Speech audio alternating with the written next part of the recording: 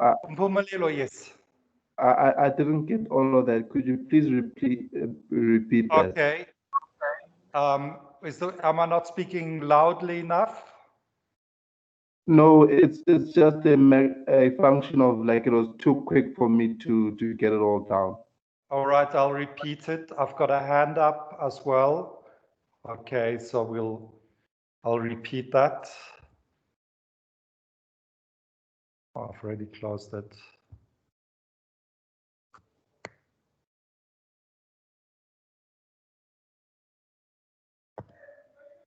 Classical liberalism, Thomas Hobbes, John Locke, Adam Smith, the physiocrats, Aristotle, Karl Marx, neoclassical economics, capitalism, Jevons, Menger, Walras, John R. Commons. You got that, Mpumelelo? Okay. Yes, I got that. Thank you. Thanks. There was another hand up. It's down. Well, you can see there's some absences. For instance, well, one name that's missing seems to be Ricardo. But remember, the names I've given you now are the names specifically for the exam we're writing in November, on the 12th of November. Some of you, I hope none of you, but you never know. Some may be ill. Some of you may be writing a deferred exam or even a supplementary exam. But the names I was going through now, that applies only to the November 12th exam. And the names I haven't read them in any particular order. I didn't break them up into specific questions, question 1, question 2. But as you can see, there are certainly a lot more names than there are questions. I don't know, there's like names of people, maybe a dozen, I'm not sure. And yet you've only got 5 questions. So obviously, some of the questions cover the work of more than just one theorist.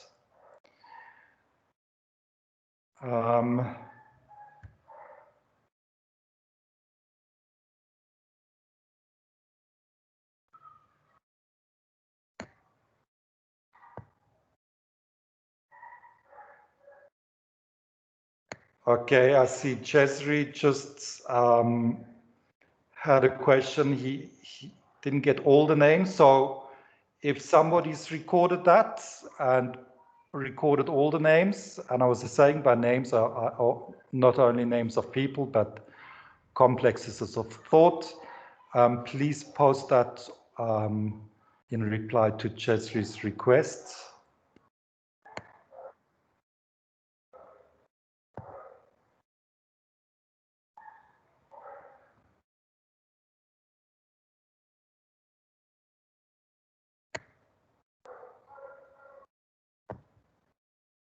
Okay, where am I? I can't see myself.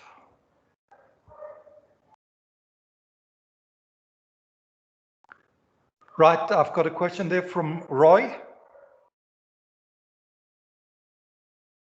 Hi, I would just like to confirm that the exam is 5 hours. But I think you were asking if the exam is 5 hours. Yes, to confirm the structure, it is a 5-hour exam. It's really meant to be a traditional sit-down 3-hour exam. And what I'm expecting you to do is to work like you would for a 3-hour exam, meaning you've done your studying before the exam, and the exam period, the exam time is not used to be doing some reading and some copying and some conversations, but you really just have enough time to write. But given that it's not happening in an exam environment, things are a bit different. And so you would probably need some additional time just to settle down, to think about things, to, you know, the typewriting itself probably takes longer than the handwriting. But I've got one exemption so far, person who will not be typing, but sending me a scanned handwritten document. But it's a 5-hour exam, and you've got to answer 4 questions in those 5 hours. So that's pretty tough, but at least I'm not keeping you going for 24 hours. You've got 3 weeks to prepare for it. And of course, you know, if you've got questions in those 3 weeks,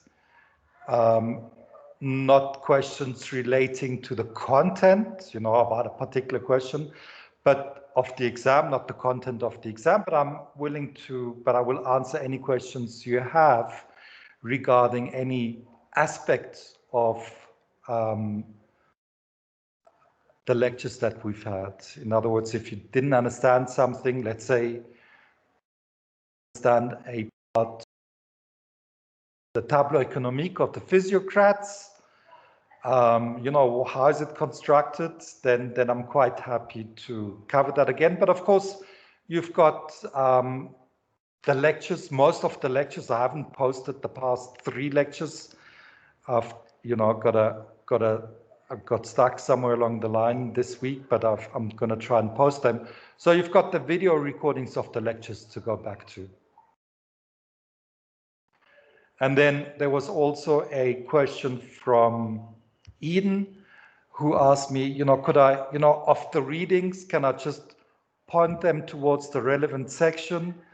Certainly in the case where readings may be much wider in scope than what we have done in lecture. And so I'm still to do that. Hopefully I'll be able to start posting that and aspects of that from next week. Any other questions on your side?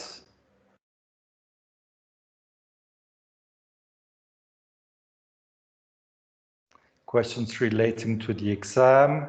Okay, one important thing. You're limited to 1,000 words. Bashir? I'm sorry, I'm not sure if I got what you said with regards to the structure of the exams. Okay, it's the exam opens at 9 o'clock.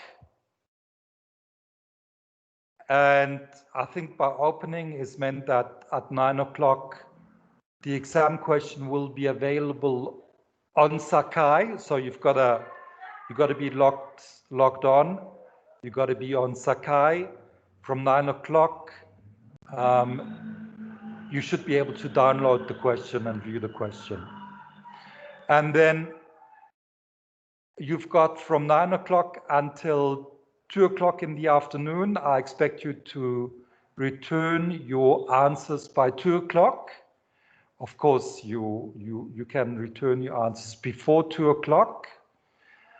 And in those, and what you will do, you will answer 4 questions out of the 5 which are given on the exam. Mpumelelo? From the economics side, next week is going to be a consultation week.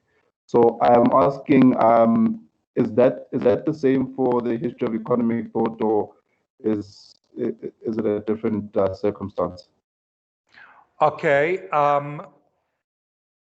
Mpumelelo says that in the Department of Economics, some announcement was made that next week will be a consultation week. I would assume if the department posted such information, it would apply to all courses in economics, and therefore I would suppose that it applies to the history of economic thought. What exactly is meant by a consultation week, I don't know. But certainly you're able to consult with me.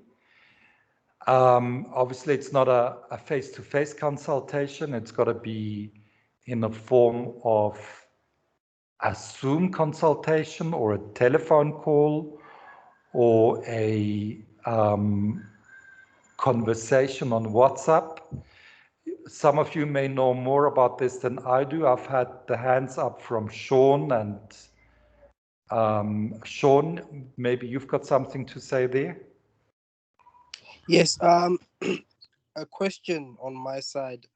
You said that we have 1,000 words limitation to answer, and we have 4 questions to answer from the 5.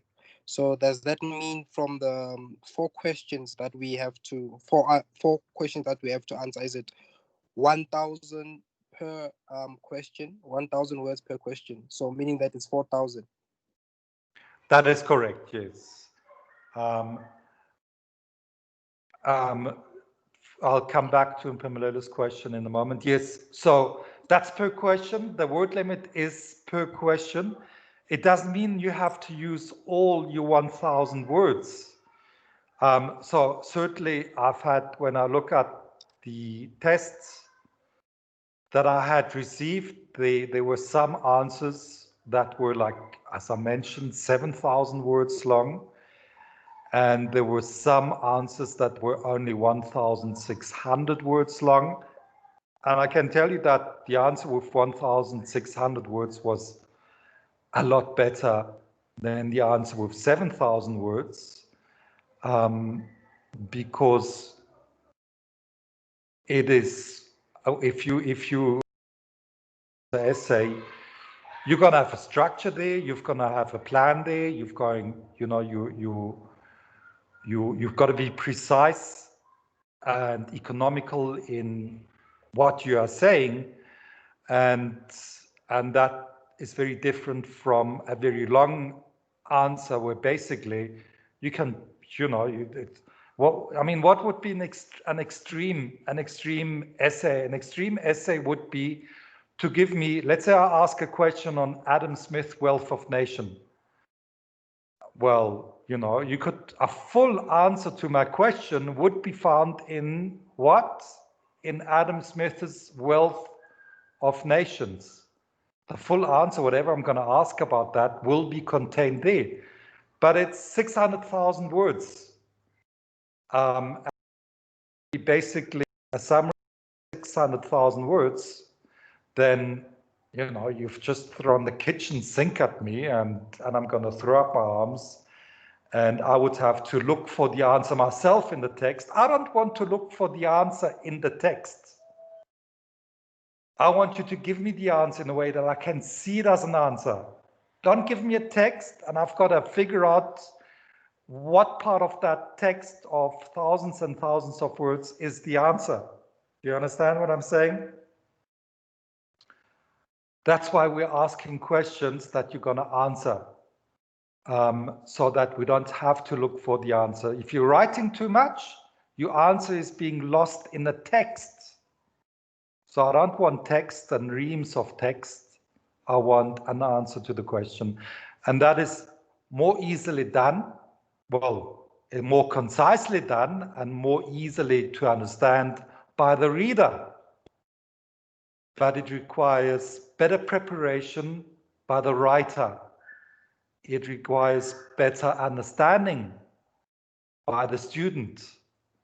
And so I will be testing you on your understanding, and your preparation in that regard is of course important. Back to Mpumelela's question about the consultation. What I don't want to have private conversations with students because it's not fair to the other students. So if you do have a question on, if you have questions that haven't been answered on the WhatsApp group, or you want clarification beyond what we've got on the WhatsApp group, then we can arrange a meeting, a meeting like this. But it would have to be open to everybody, so that your questions and my answers to your questions will be available to all the students. So in the course of next week, one of the issues that may be raised is that for instance, we may decide to have a meeting of whatever duration in the course of next week, during this week of consultation. Can we proceed like that, Mpumelelo, as regards consultation week? Okay, that's no problem. Thank you. Okay. Other questions? All right, I just need to close the window here. There's too much noise.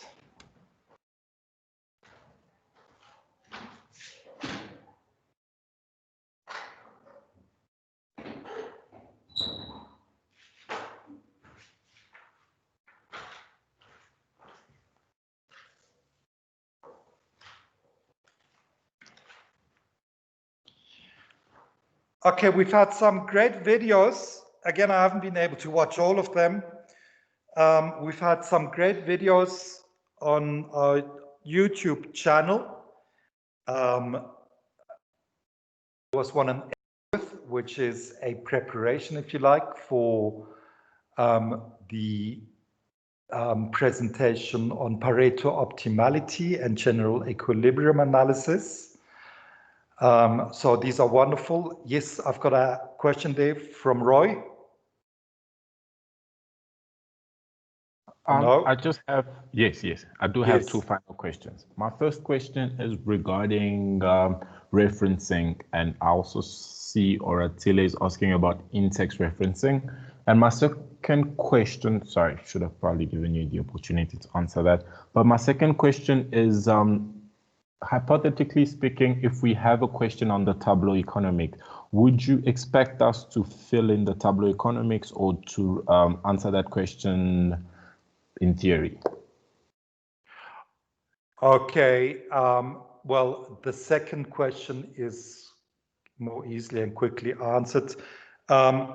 No, given the format of this exam, a take-home exam, I'm not gonna be asking you to draw the tableau economique. Because you could just go back to the diagram and repeat it, redraw it, and label it, and so that wouldn't test much. So in the case of the tableau economique, it would be more sort of I think you used the expression theoretical.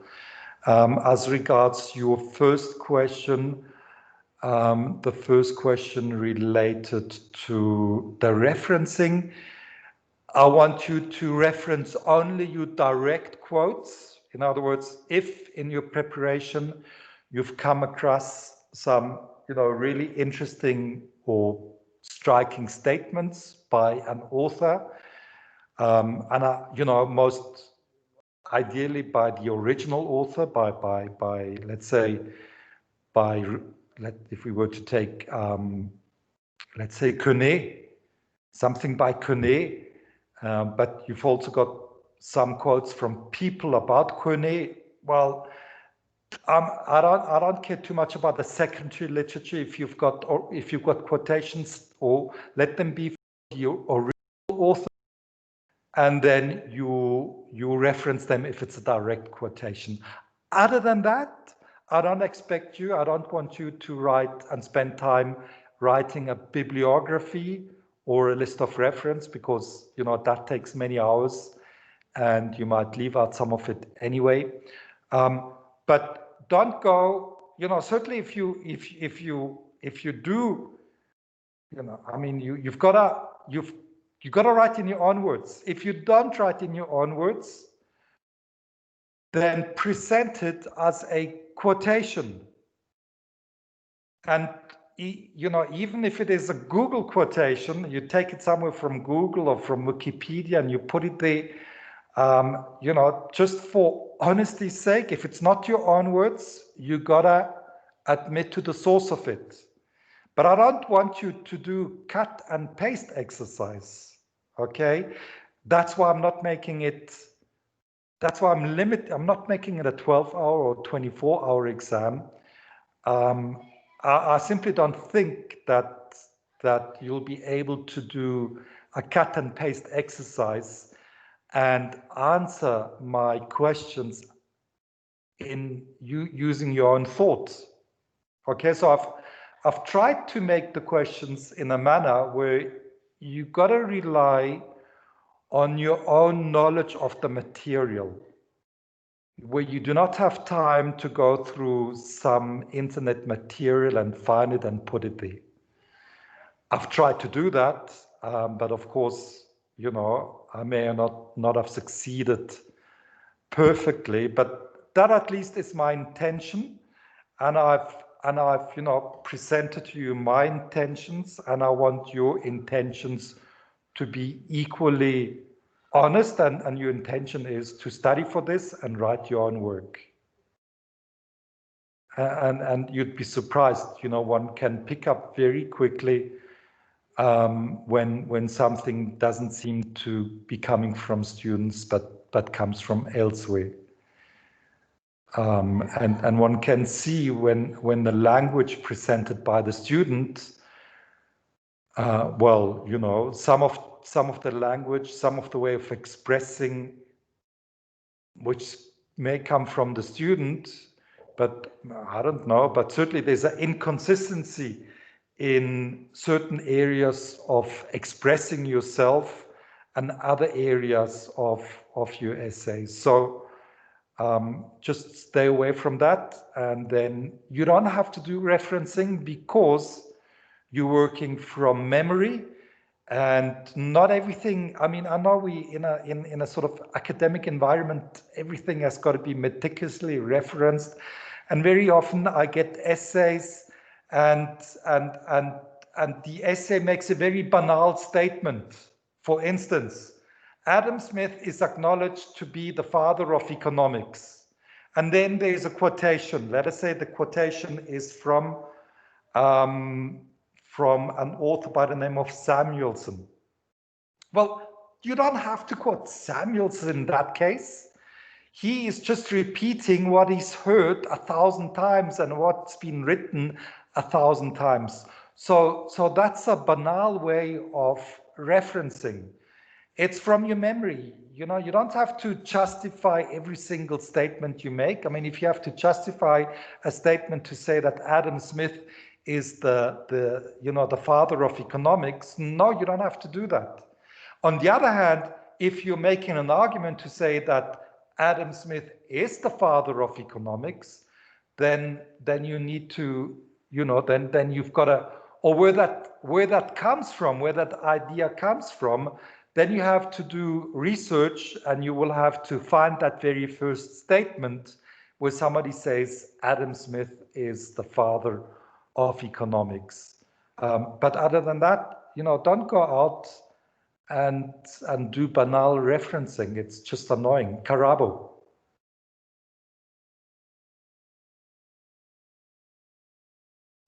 Karabo, your hand is up.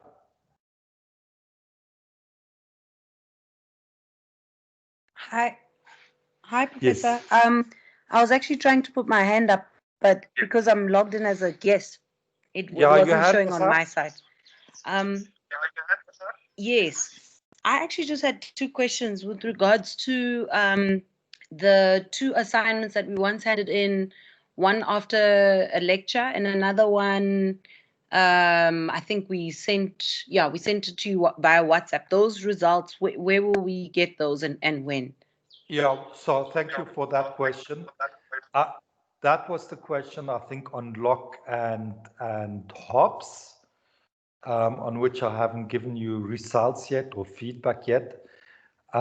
So what I will do, not this week, I'll start on that next week, and I hope to have it completed the week after. We are now give a breakdown of all your marks, what you've gotten for this assignment, that assignment, and so forth. So at that point, you should get your mark, your results for that hops and lock assignment and whichever other assignment you had in mind. And then, of course, that will also be the time when you may raise any queries. You know, let's say I've given you a 40% for something and you thought, no, but, you know, either you thought you had done a lot better or you thought that the mark that you had received was a 60%. You know, that's or where there's a disagreement, that's when you're going to raise any issues, so that before you're actually writing the exam, I can have it all fixed up. Okay, thank you, Professor. Thanks, Karabo. Bashir? I just wanted to clarify something because there was a week, I think there was the week 6, I think, or like a task for week 6 that we had to do, which you had already put in a sample answer on Sakai before other people had submitted it, but then you said you were going to figure out a way for us to make. I got it. Okay. You know, all the words are coming out, which I hadn't done what I said I would do. And so, and I think it affected about 5 students. And so let's do that. Once I've assembled all your marks, then I'm going to revisit that. And I will consult with the student individually, I think, as to how they want to proceed on that in order to get a mark for that outstanding component. Thank you very much, Bashir. That's an important gap which we have to fill for those 5 students.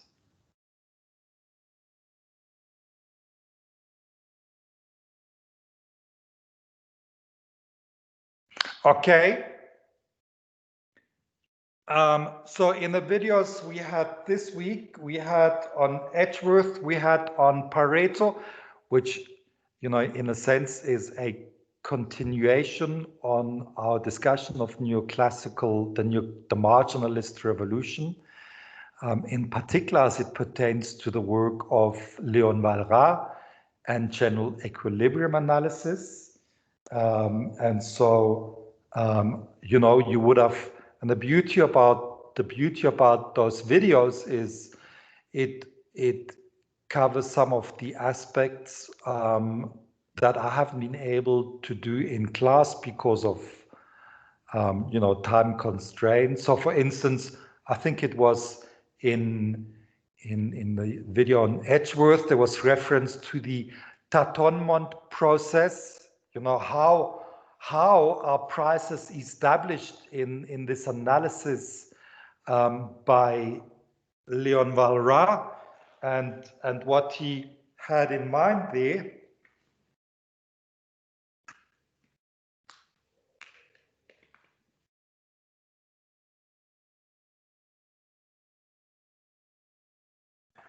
was a tâtonnement. It's a French word, and that's used for it at some types of auctions where the auctioneer calls out a price, and then people can say if they're willing to purchase at that price or not. And that process of tâtonnement, of calling out prices, continues continues with new prices, it continues up to the point when the quantity that is now that consumers, for instance, are willing to purchase, where that quantity is equal to the quantity which suppliers are willing to supply at that particular price. So that during this tâtonnement process, you've got disequilibrium prices where at a price called out by the auctioneer, for instance, the demand exceeds the supply, and therefore the auctioneer says, oh, well, it didn't work at that price, I'm going to call out a new price. So that is that tâtonnement process, which in his vision there will eventually lead to the equilibrium price. That is, of course, if we had more time, if we spent many more hours on just the marginalist revolution, that would have been in the lecture in the original. And so it's nice to see those new parts, or those parts that are important to the theory being presented in those videos. And especially so in the video on general equilibrium analysis and Pareto optimality. Guys, that's fantastic stuff. So if you want to get a better feel what this general equilibrium is about, and how it is that economists, and certainly Leon Walras was able to come up and say that if we have a system of perfect competition, then we are going to arrive at a optimal position at the highest level of welfare, then that's the video to watch. If you want to understand what is meant by Pareto optimality, that you cannot make somebody else better off than except when you make somebody else worse off. That's the meaning of Pareto optimality. It's there. And if you want to know what Leon Walras meant, how exactly arrived at that conclusion, saying that from whatever distribution of income we are starting, from whichever one we are starting, we will eventually end up at the most efficient outcome. But for each distribution, initial distribution of income, there will be different equilibrium positions, in particular different positions on the contract curve, all of which represent Pareto optimality. In a very technical fashion, but very accessible nonetheless, if you put some effort into it. And then if you've got a particular interest in the basic income grant, then, well, there is the work of Leon Walras and elaborated on by Pareto and De Bruin and Arrow. And you will see that basically the argument is that whatever the distribution of income is, if there is free trade and if there is competition, then you will arrive at an efficient outcome. You will arrive at a welfare optimum. And so that's contained in that video. Now, in the video itself, it's really only about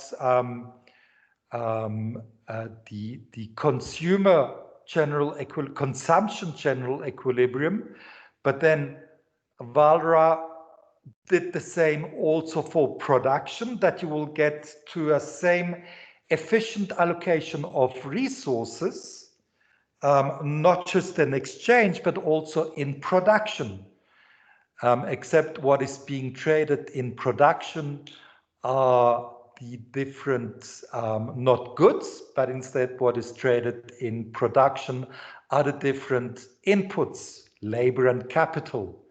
And so there's also a mechanism at work that will determine the price of the relative prices of.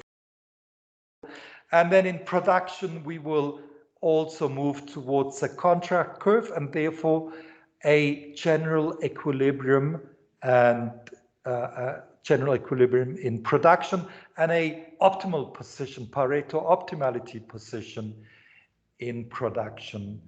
And then what Walras has done would also be to show that even taking the two components together, production and consumption, well, under a system of perfect competition and various other assumptions, we will get to a point of Pareto optimality and accordingly maximum welfare in an economy.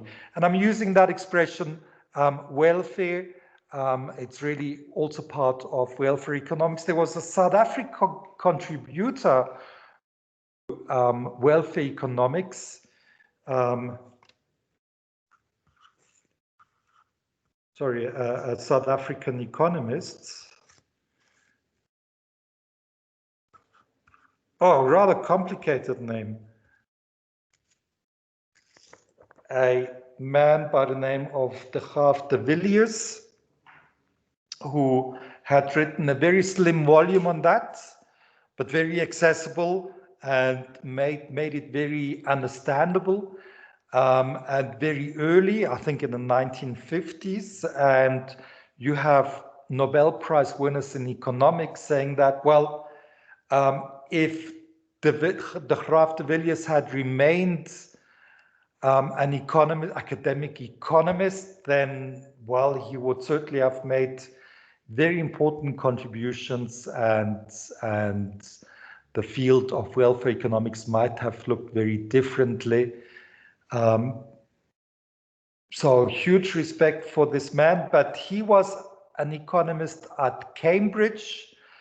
But at Cambridge, there was so much infighting and so much nastiness going on that he didn't think he wanted to remain an academic. He left academia, he left Cambridge, and he came back to South Africa, and he occupied himself with the family farm in the Western Cape. I'm mentioning that just as a anecdote with a South African aspects as regards general equilibrium analysis. So that was really lovely. And then there was also work on Wicksell, the economist's economist, a very important early figure, working out some of the technical aspects within this new neoclassical economics, this marginalist way of doing things.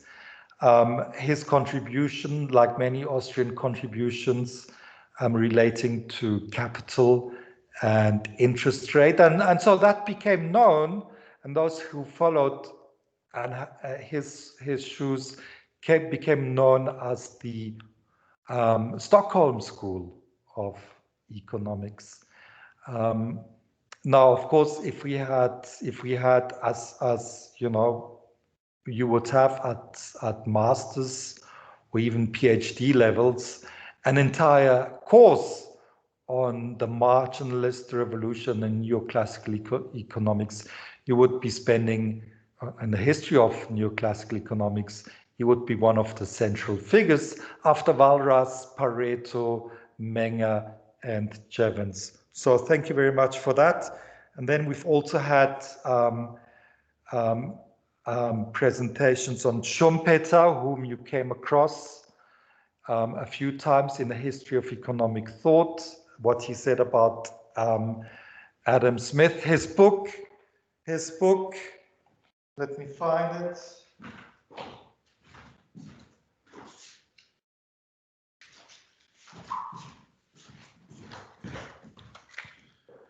That's the history of economic thought.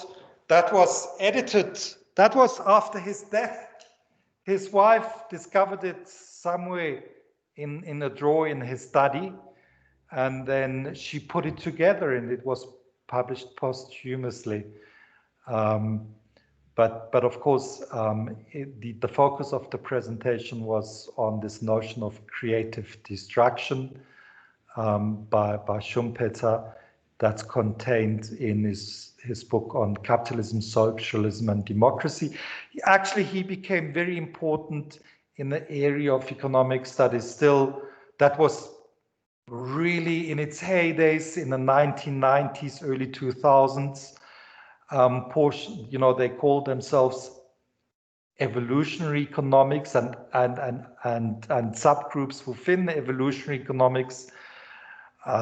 Maybe they misused the term evolutionary economics, but really dealing with technology and how economics is to deal with technology, because isn't that, I mean, all our economic theories, they are about equilibrium here, equilibrium there.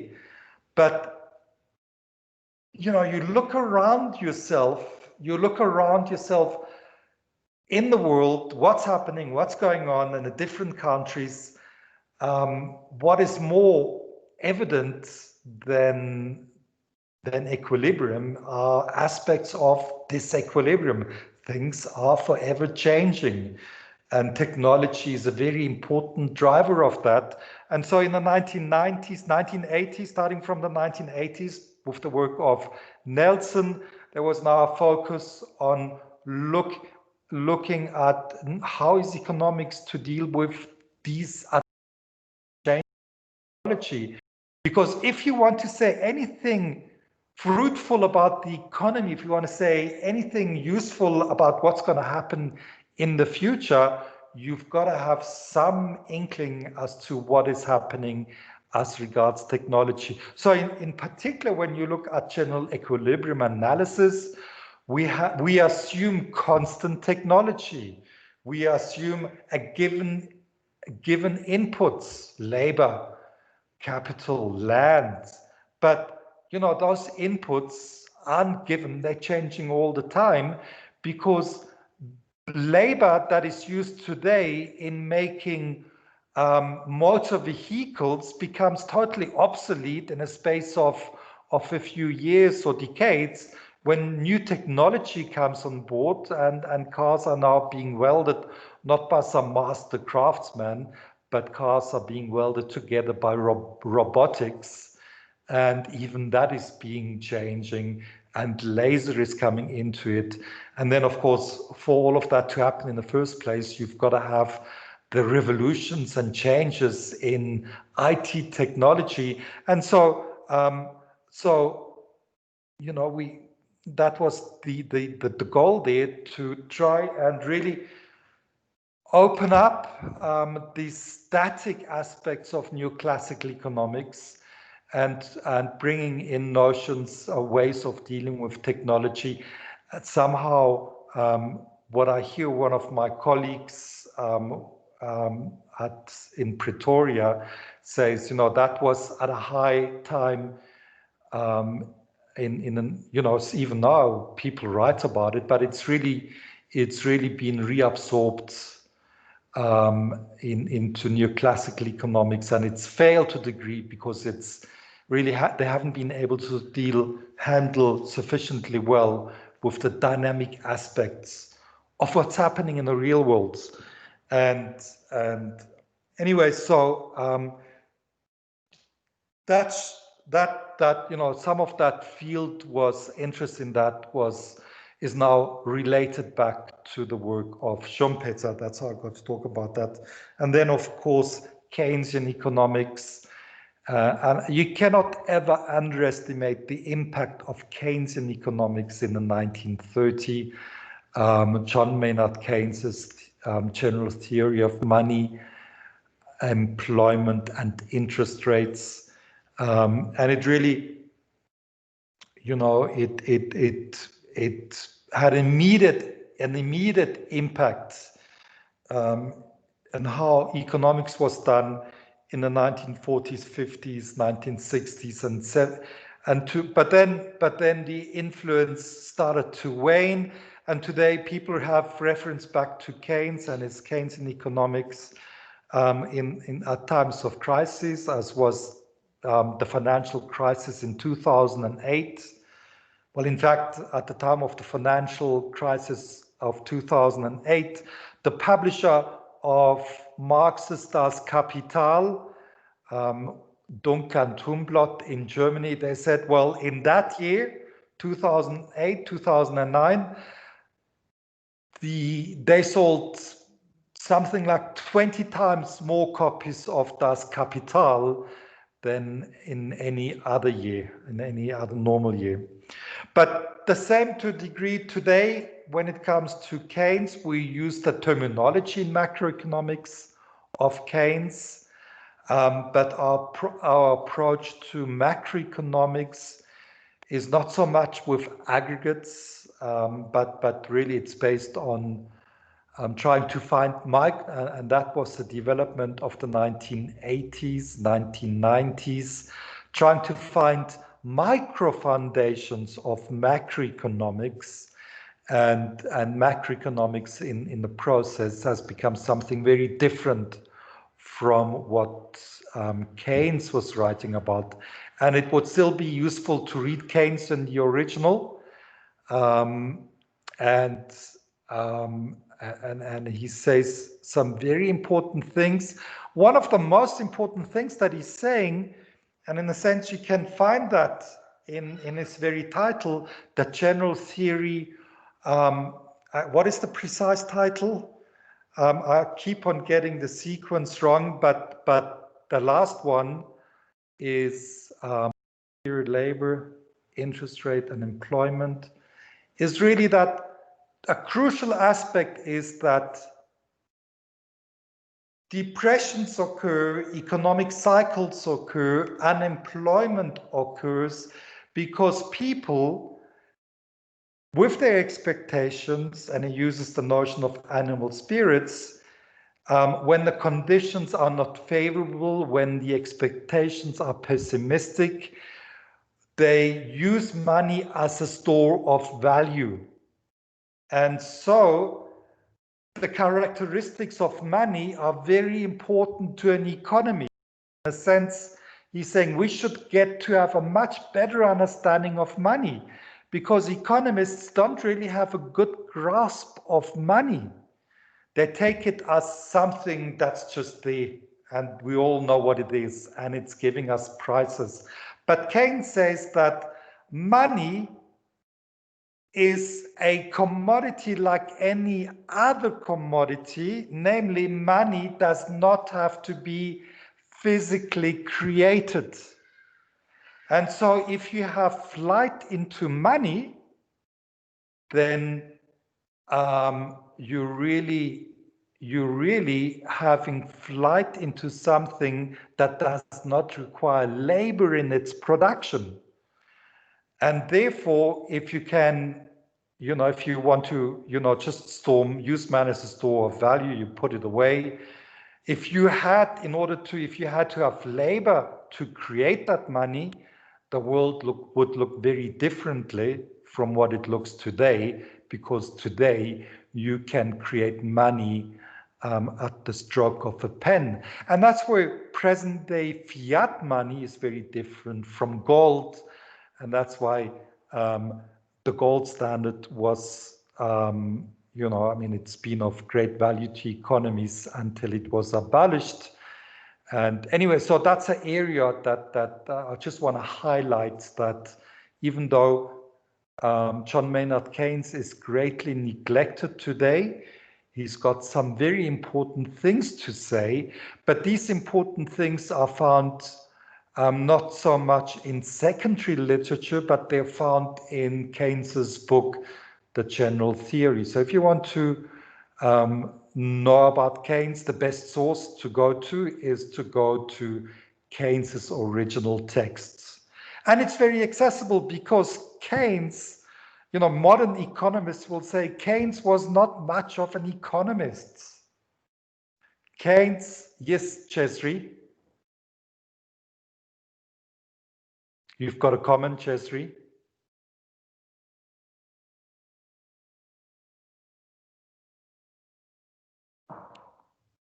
Okay, I don't hear, so I'm just going to carry on unless I can hear you, Chesri. Can you hear me now? Yes, I can hear you now.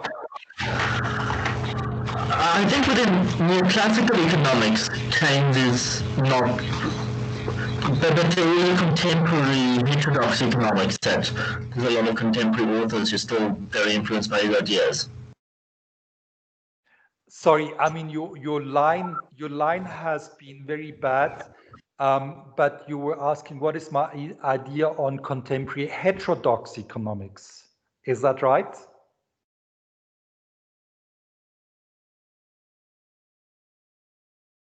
Okay, so yes, Liesl. I think he said the heterodox economics people are influenced by, right? Yes. Yes. I mean, purely by the very fact that Keynes, of course, Keynes wrote before 1936. He wrote his first important text. Well, there's of course the theory of probability.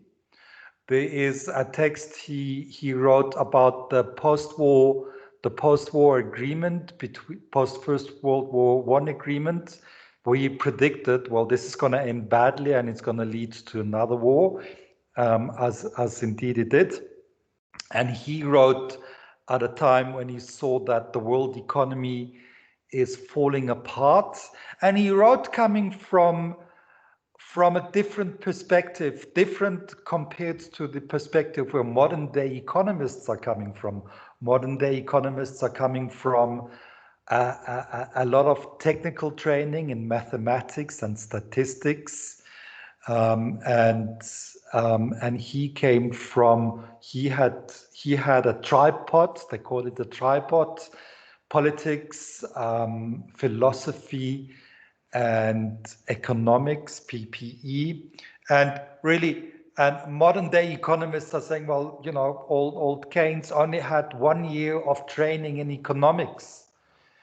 And I even once there was an American economist at Wits, and he even said, no, the work of Keynes, it's not economics, and he used it even as, putting aspersions on Keynes because Keynes was gay, and that's why he wrote a different type of economics. I mean, there's some mad stuff that people will say about Keynes, because if you reflect on it, he says that aspects that are so important to an economy are the aspects that the economist, the modern day economist, fails to be able to deal with. Because there's a big difference between, let us say, probability, which is a statistical, mathematical concept, and uncertainty. And Keynes is saying that, well, what happens in an economy is, it's really subject to uncertainty. And uncertainty is not something that you can nail down in terms of some probability theorem. No, uncertainty is such that it really undermines the very usefulness of economics, the very usefulness of mathematics and statistics. And what you will find is that economists do well in making forecasts when things are going normally the way they always do, but they fail miserably then when it matters the most. And of course, the example of the financial crisis is a pertinent example.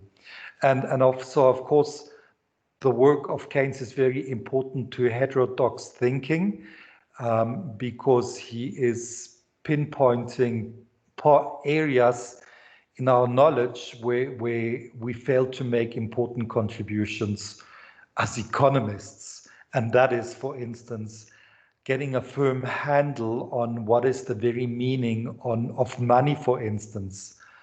And so he saw a correlation between unemployment and business cycles. and money as a non-produced product, which allows where money now allows individuals, those who have the money, to to express their uncertainty or the degree of certainty in the future. Whereas South Africa is a rich country, and I can't remember the very figures at the moment, but if you were to look at the accumulated wealth of South Africa in corporates, you'd be looking at billions of rands. That money is simply sitting idle. I know a particular example. If you're looking, for instance, at the Japanese economy, the Japanese economy has been languishing since the 1990s from their property bubble. And it's in a slump, and it's been in a slump for 24 years. It's not able to get out of it. That is despite the wealth that's in the economy. The wealth, I mean, the wealth is just incredible. I used to deal with a company. It's listed on the Japanese stock exchange.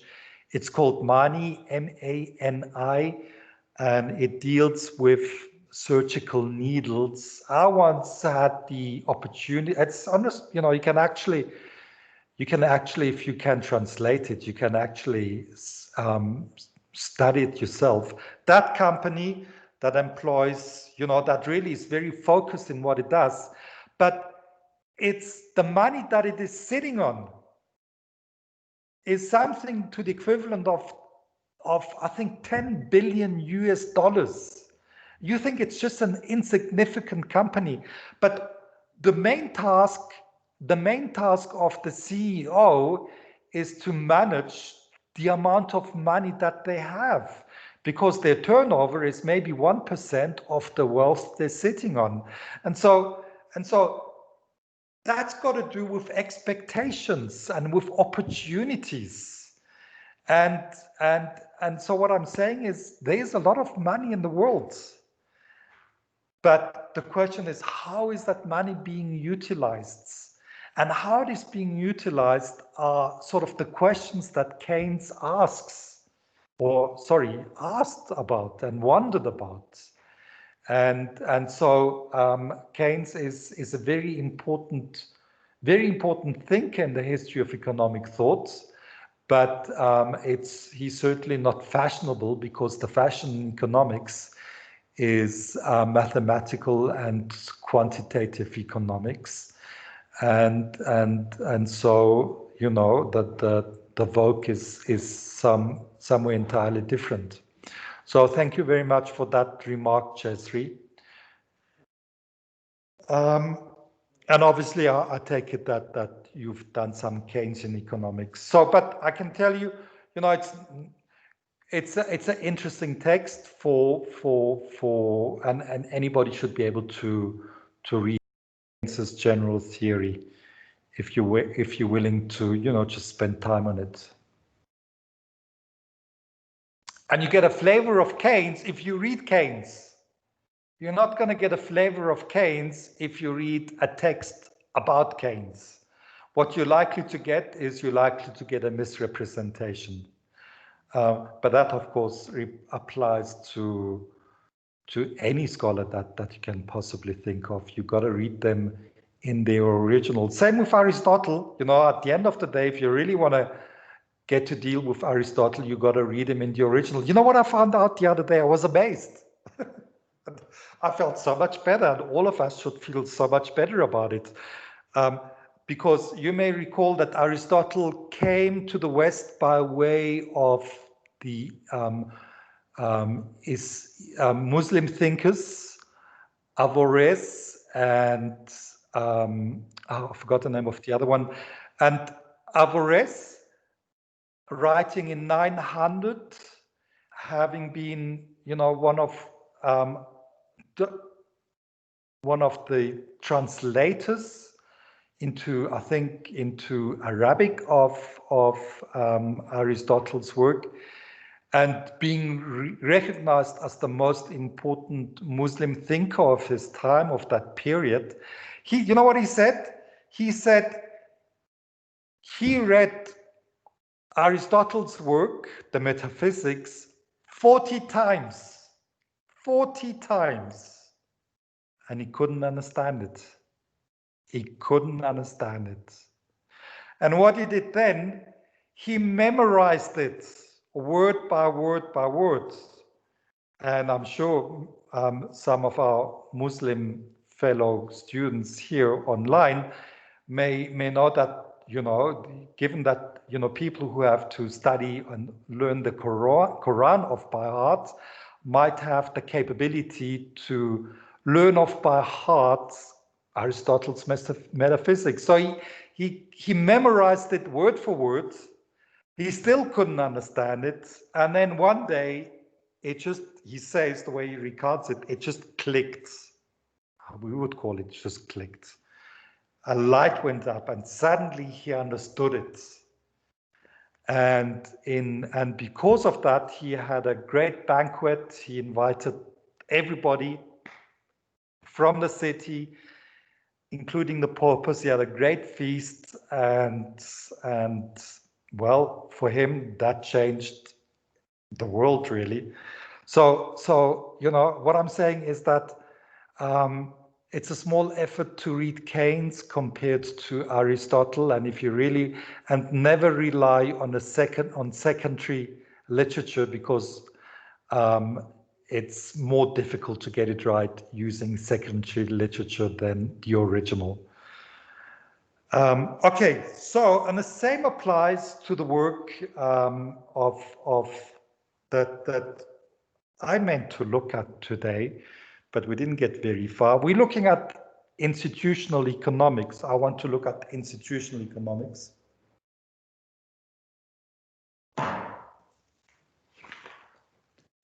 And so what I'm going to do,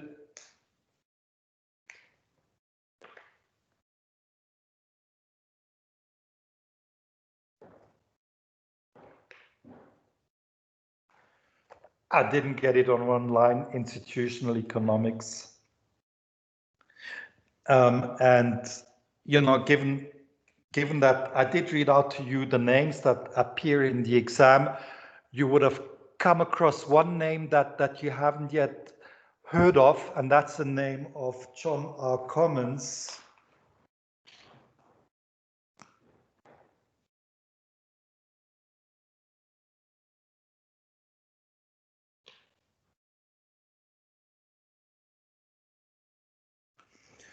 So we certainly got to look at him in some detail, but we can also, you know, we also got to talk some things generally about institutional economics and ask the question, why should one be interested in institutions? And I'm throwing it at you. Why, you know, what if you were to do an economics or think of doing institutional economics, you'd have to give some idea why you think it would be important and how you would go about doing it.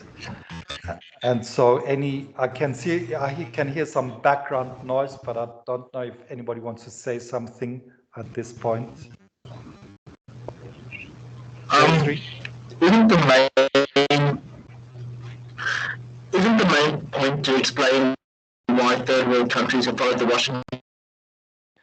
The main point to explain why failed to develop. Third world countries who followed the Washington Consensus failed to develop.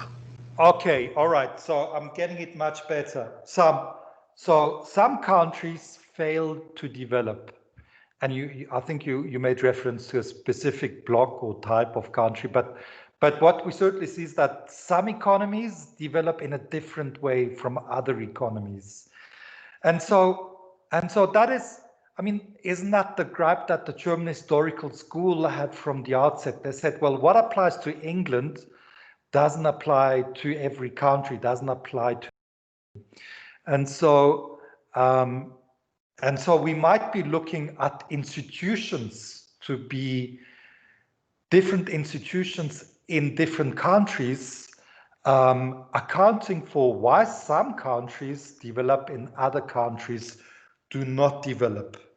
Now, there's an article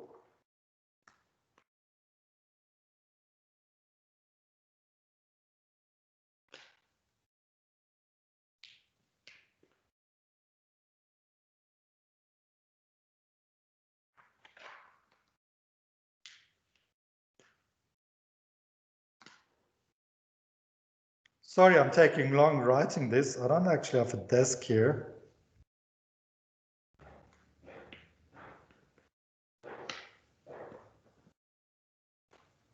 But it's important. Okay, so these Harvard economists, Glaser and Schleifer, wrote an article titled, "Do institutions cause, sorry, not development, do institutions cause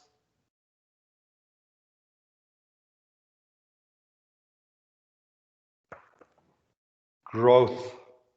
Okay, do institutions cause growth? I think when was it? 2004 or 2000? I think 2004. Do institutions cause growth? So because obviously at the time that was a lot of the thinking that was going around. Certainly my thinking that if there are different institutions, maybe that can account for the different development of different countries. And so it's as if institutions are something particular to a country, at least some institutions, or an institutional arrangement is something particular to a country. It is as if institutions are, okay, it's gonna give you a surprise there.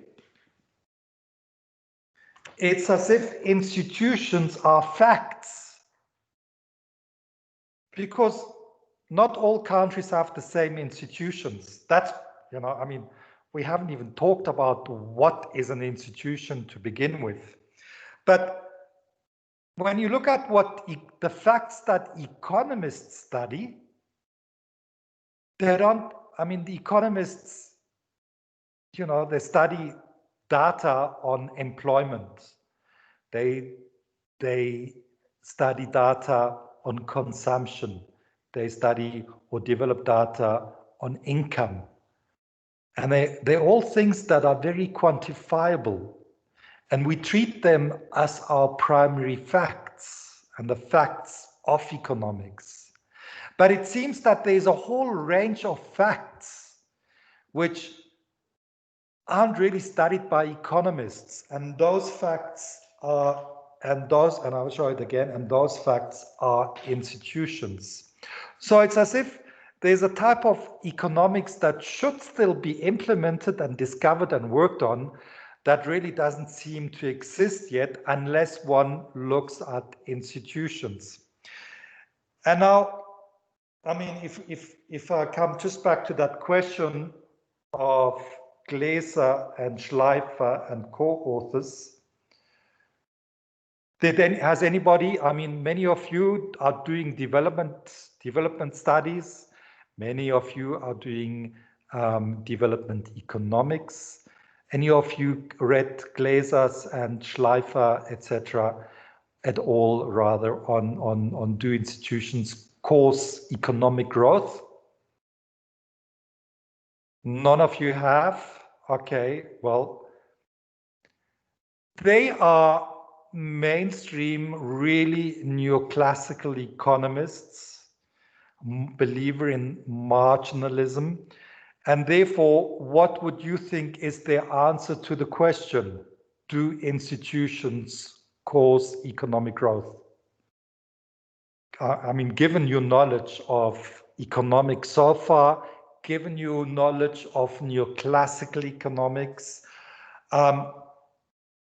What is an economist likely to answer to that? Christopher? I suspect they would want the answer to be no, but they probably found it was yes.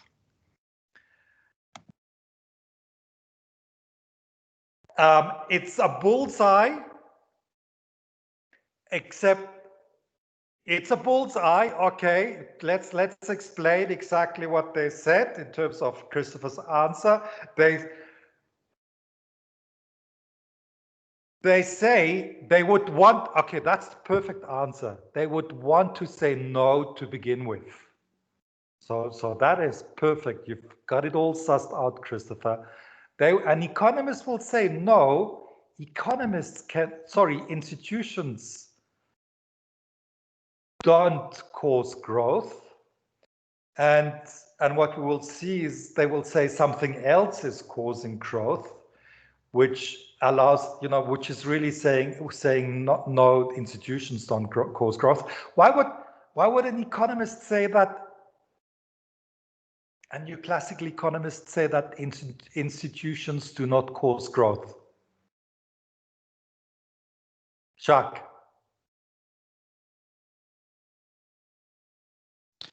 I'd say that a neoclassical economist would say that institutions don't cause growth because they can't quantify the growth derived from that institution or a particular institution.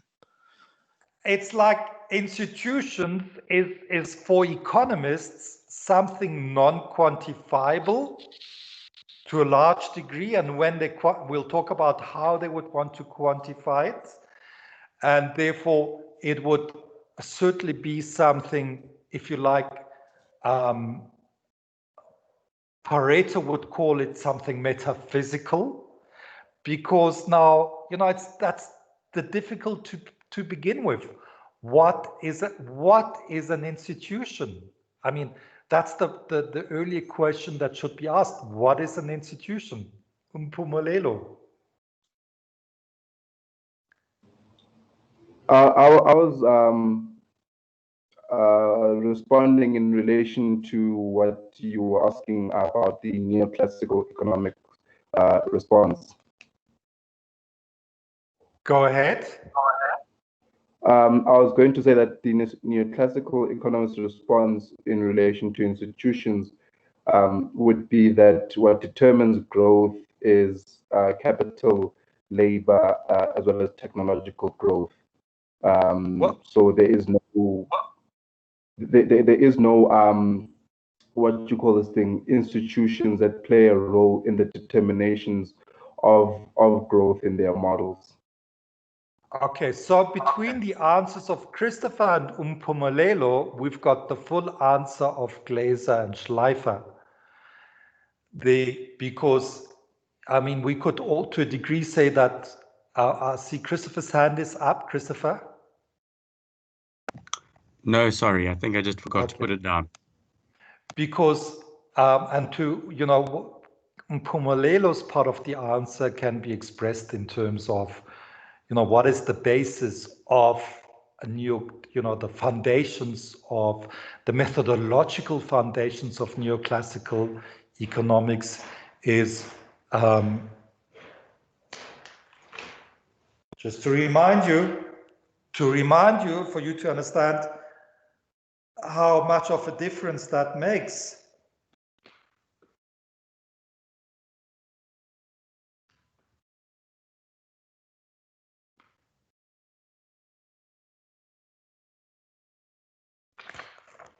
Okay, something called methodological individualism. I mean, to a degree, you go and figure it out if you like, in terms of our debate or discussion about nominalism and realism. At the end of the day, it would have to be reduced to the decision making of the individuals. And that is exactly what they are doing. They take the example of the development in Korea, North Korea compared to South Korea. They find that in North Korea, at the time of independence, talking about an early 1960s or late 1950s, North Korea was more developed than South Korea. South Korea was completely underdeveloped in comparison to the North. Now you look at Korea, you see that North Korea is the backwaters and South Korea is terribly advanced. But they're saying the difference really is not a question of institutions, but it is the policies that were implemented by North Korea compared to South Korea. Chesri.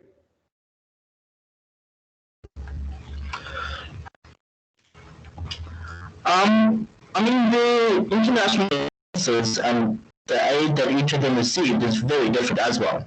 And the trade agreements that both of them kind of could enter into.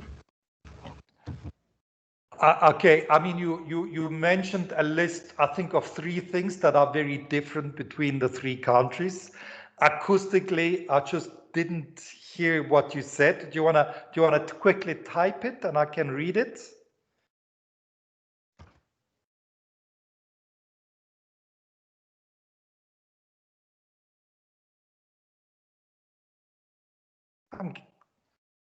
Okay, the international alliances.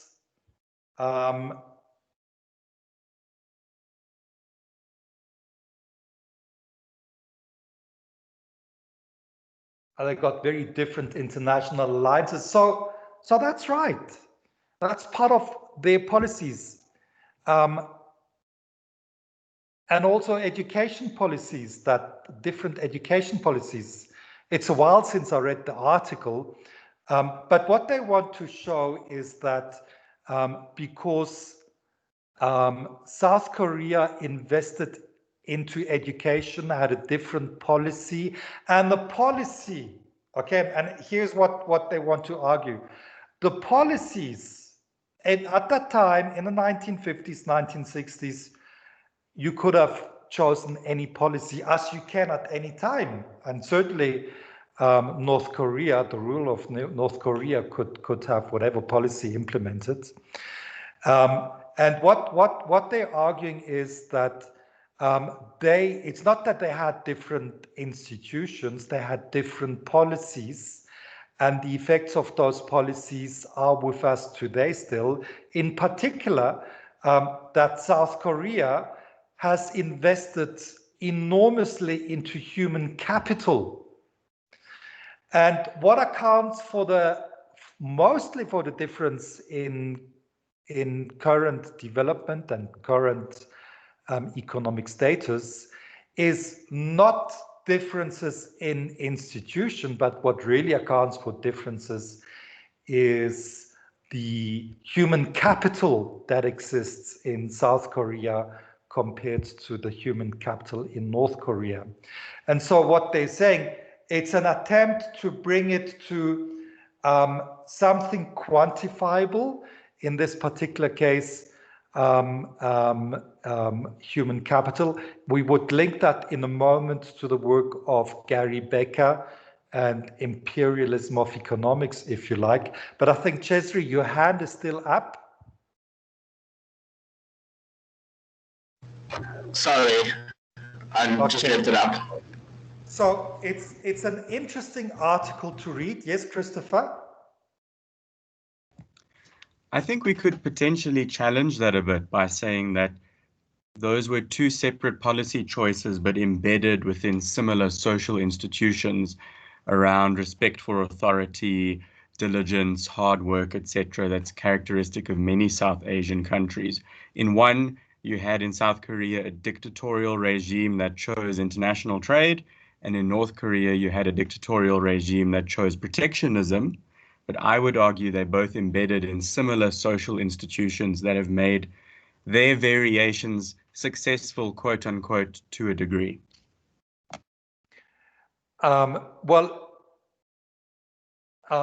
Certainly, you see, the emphasis now, we would have to come and look at what is meant by institutions, because you're talking about social institutions.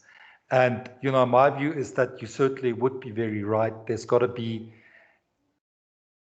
a way of I mean, you got to look at the history of those countries in some detail and why certain choices were made.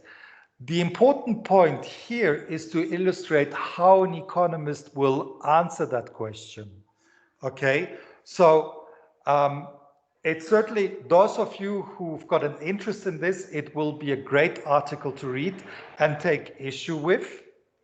But I don't want to make this article the subject of our lecture, other than by way of introduction of how economists deal with institutions.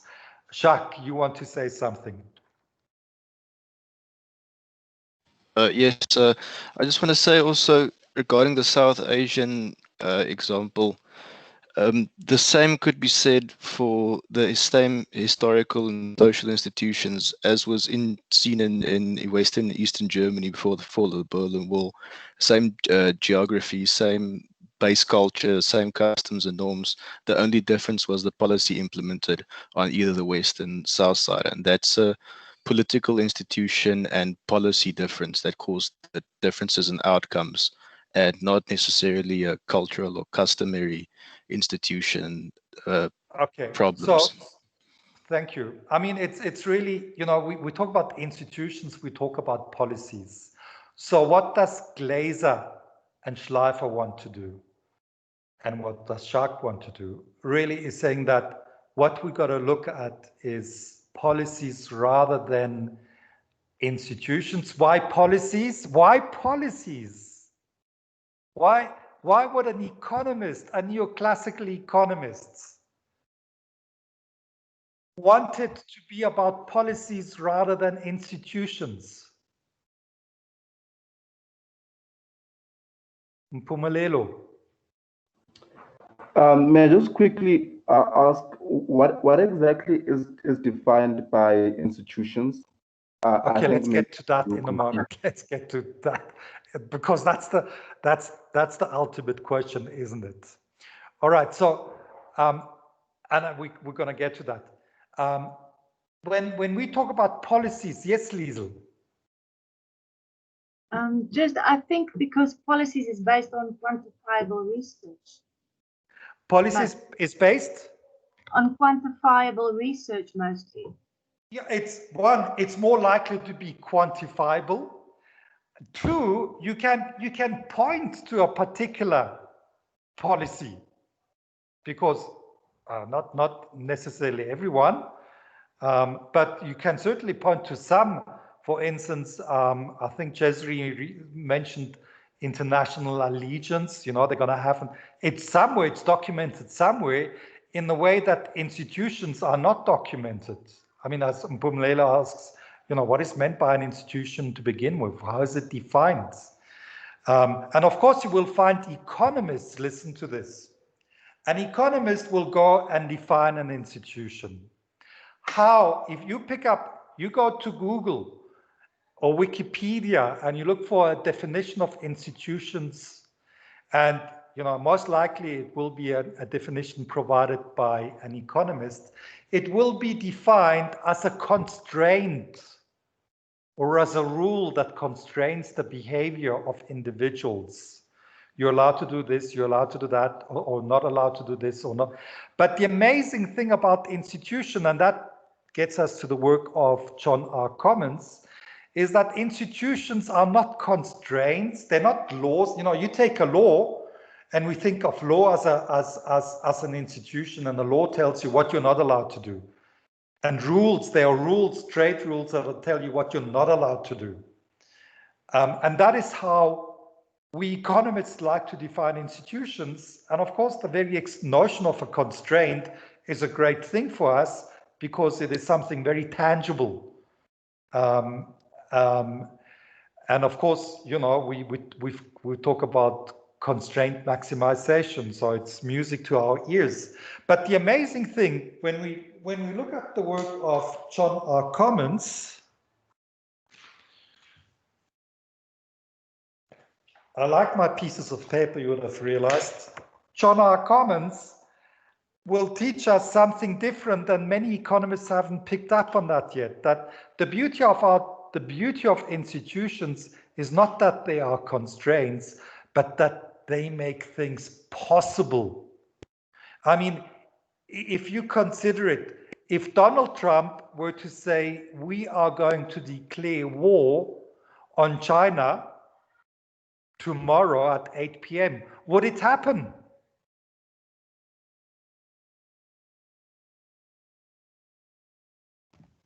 Definitely not. Okay, put it like this.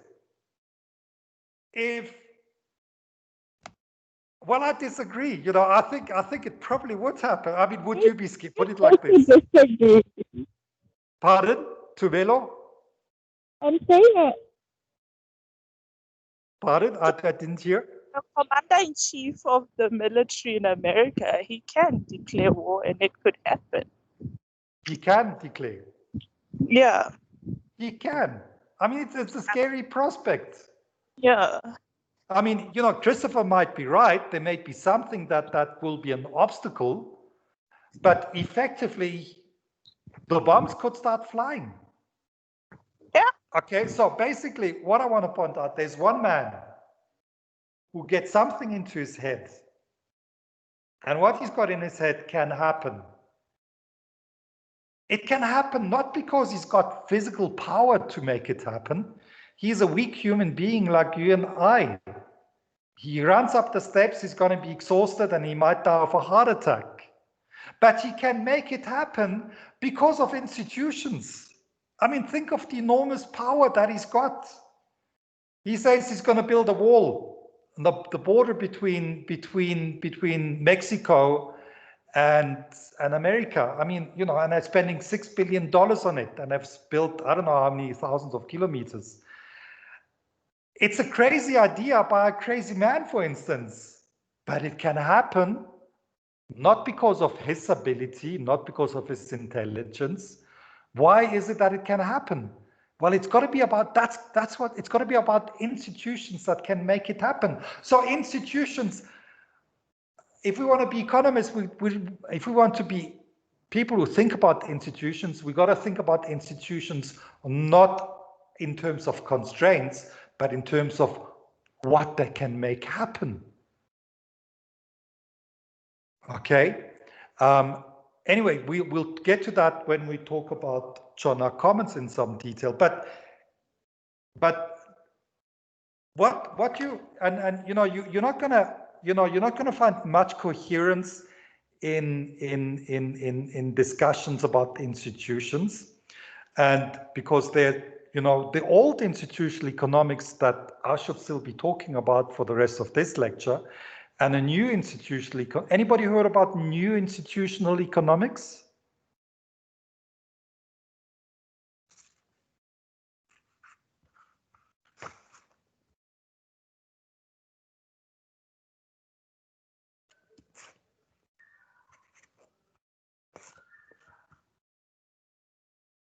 Okay, you haven't heard about it. That's a good thing, then I don't have to explain it. There's a new institutional economics and there's an old institutional economics. Chesri has put a comment there. Okay, Chesri has heard of it. It's a very interesting area. But when you get, if you're going to read the literature on institutional economics, if you get to deal with institutions, there are basically two ways of looking at it. And when you read any of the work, you got to try and identify where they fit into. The two ways to deal with institutions, and I'll relate it to our discussion on Glaser and Schleifer, etc. There are two ways to look at institutions. You can either look at institutions as something with which you can explain economic development. Okay, or You can look at institutions to be explained, something that you want to explain in economics. You get the difference? So an institution, you either look at it as something to knowledge about which you can use to explain economic development or economic growth or failure of it, or you can make institutions something that has to be explained or that can be explained in economic terms. Now, new institutional economics, I mean, I'm making you guess here.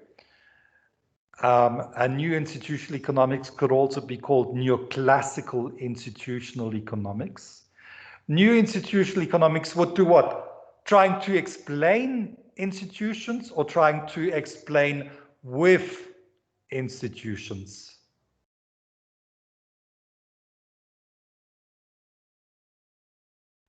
And I think if any of you have done Latin, you would look at the difference between explanans and explanandum, that institutions can be the explanandum, namely that which has to be explained, or it can be the explanans, namely that with which you can explain. And what, just looking back, reflecting back on what we said about Schleifer and Glaser and Christopher's answer or guess about what their answer is, namely that really institutions don't cause growth. In fact, if they had the guts, they would be like Pareto, and Pareto would simply say that institutions do not exist. What is an institution? Can anybody point to an institution?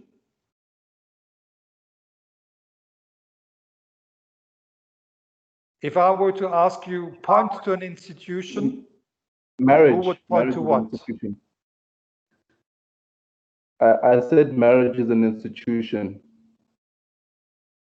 Okay, and so what does an economist say about marriage? Because he doesn't like, he doesn't like the very notion of marriage to begin with. But the economist, and we've had that before, the work of Posner,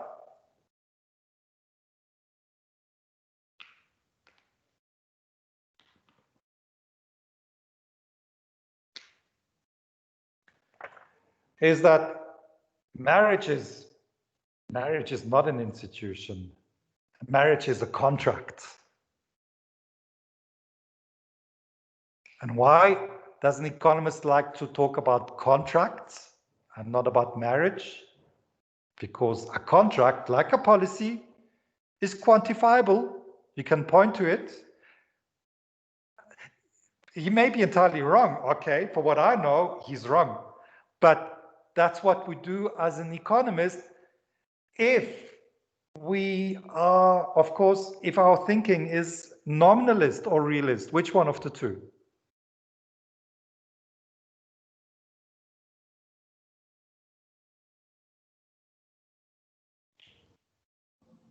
Christopher? Liesl. Nominalism, yeah, because if you reduce it to a contract, you can always say it is an individual. Remember, the nominalist says that the only thing that exists are the individuals. And when you instead of saying that, people act in such a way because a marriage is an institution, then you're just making the problem more difficult. You're not going to explain what is an institution. But if you say the marriage is just a contract, well, you can now point to one with terms. There are terms of a contract. It's price. There's a guy by the name of Cohen.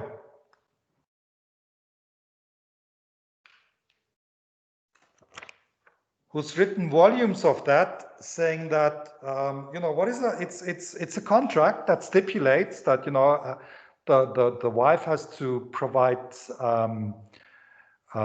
services to the husband, and then he uses that analysis to explain why you know, men, why there's so many divorces, namely because the man, you know, now at a greater age, the man is more wealthy. He can go look for a different provider of certain services, and the woman loses her opportunities. Okay, so marriage isn't about love. Marriage is about streams of services provided for in the terms of the contract, and that's, you know, that's analogous to Glaser and Schleifer saying that it's not institutions, it is policies, it's human capital that accounts for the differences. And so new institutional economics I was asking, point towards an institution, and Mpumelelo, you've got your hand up.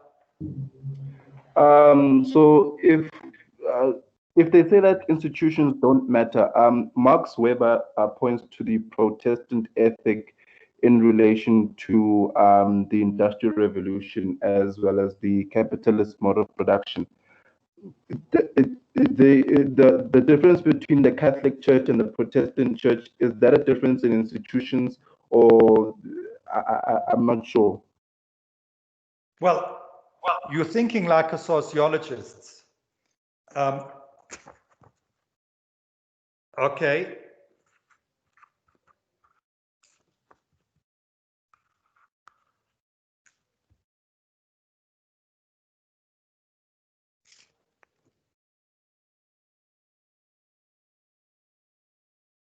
Did I lose you? Can you hear me? Okay, I'm back. So Max Weber is considered one, you know, really part of the German historical school, the latest German historical school, as we were taught in the video, right? Okay, and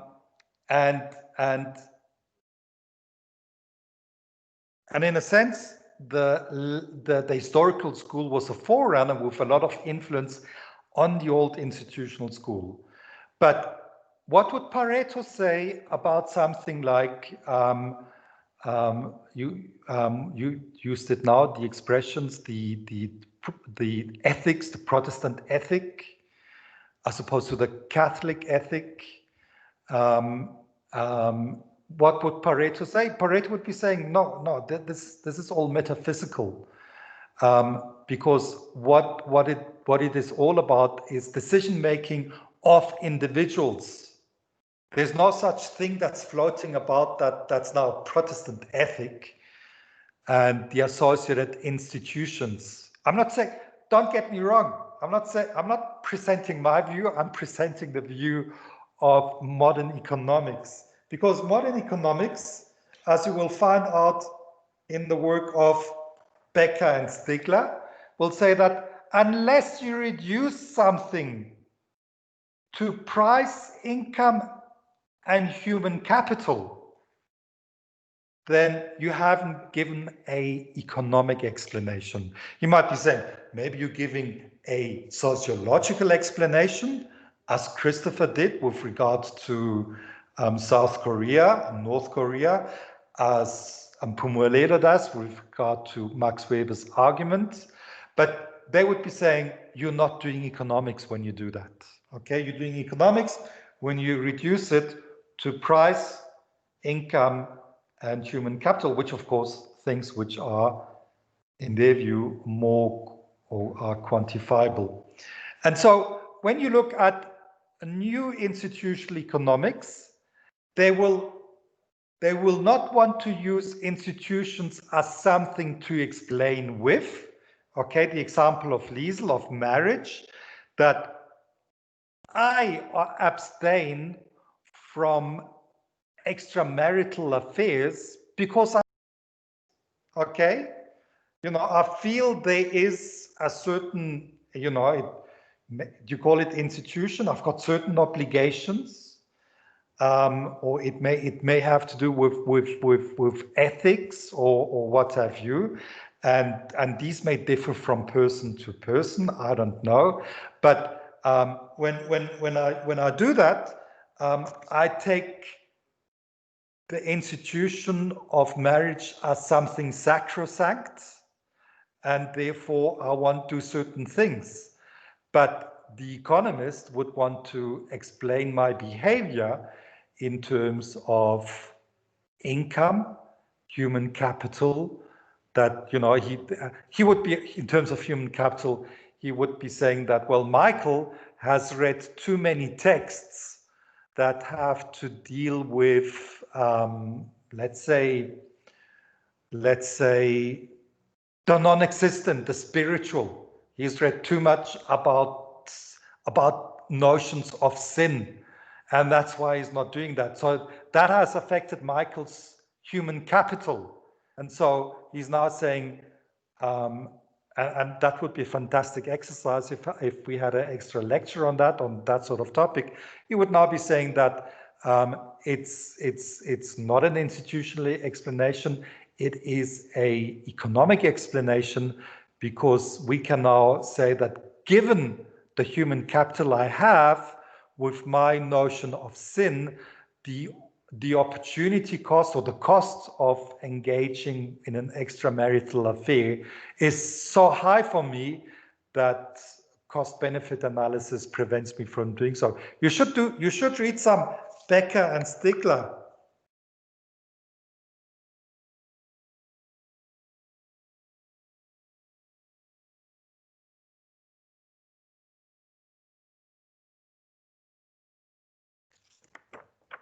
Okay, de gustibus, Becker and Stigler, de gustibus non est disputantum, which really provides, if you like, a general equilibrium analysis just about. So I think Tumelo gave us the presentation on Pareto optimality. So you do Tumelo's model there, presentation, and then you read Becker and Stigler to see what would be, you know, how economists deal with things like fashion fads, marriage, and things that we call institutions. And they really, like Christopher was alluding, Schleifer and Glaser do, they would be saying, it's not the institution that accounts for economic growth. Institutions don't really exist. The only thing that really exists are individual decision-making, and the individual decision-making is based on our attempts to maximize under conditions of constraint, given prices, income, and human capital. Mpumelelo.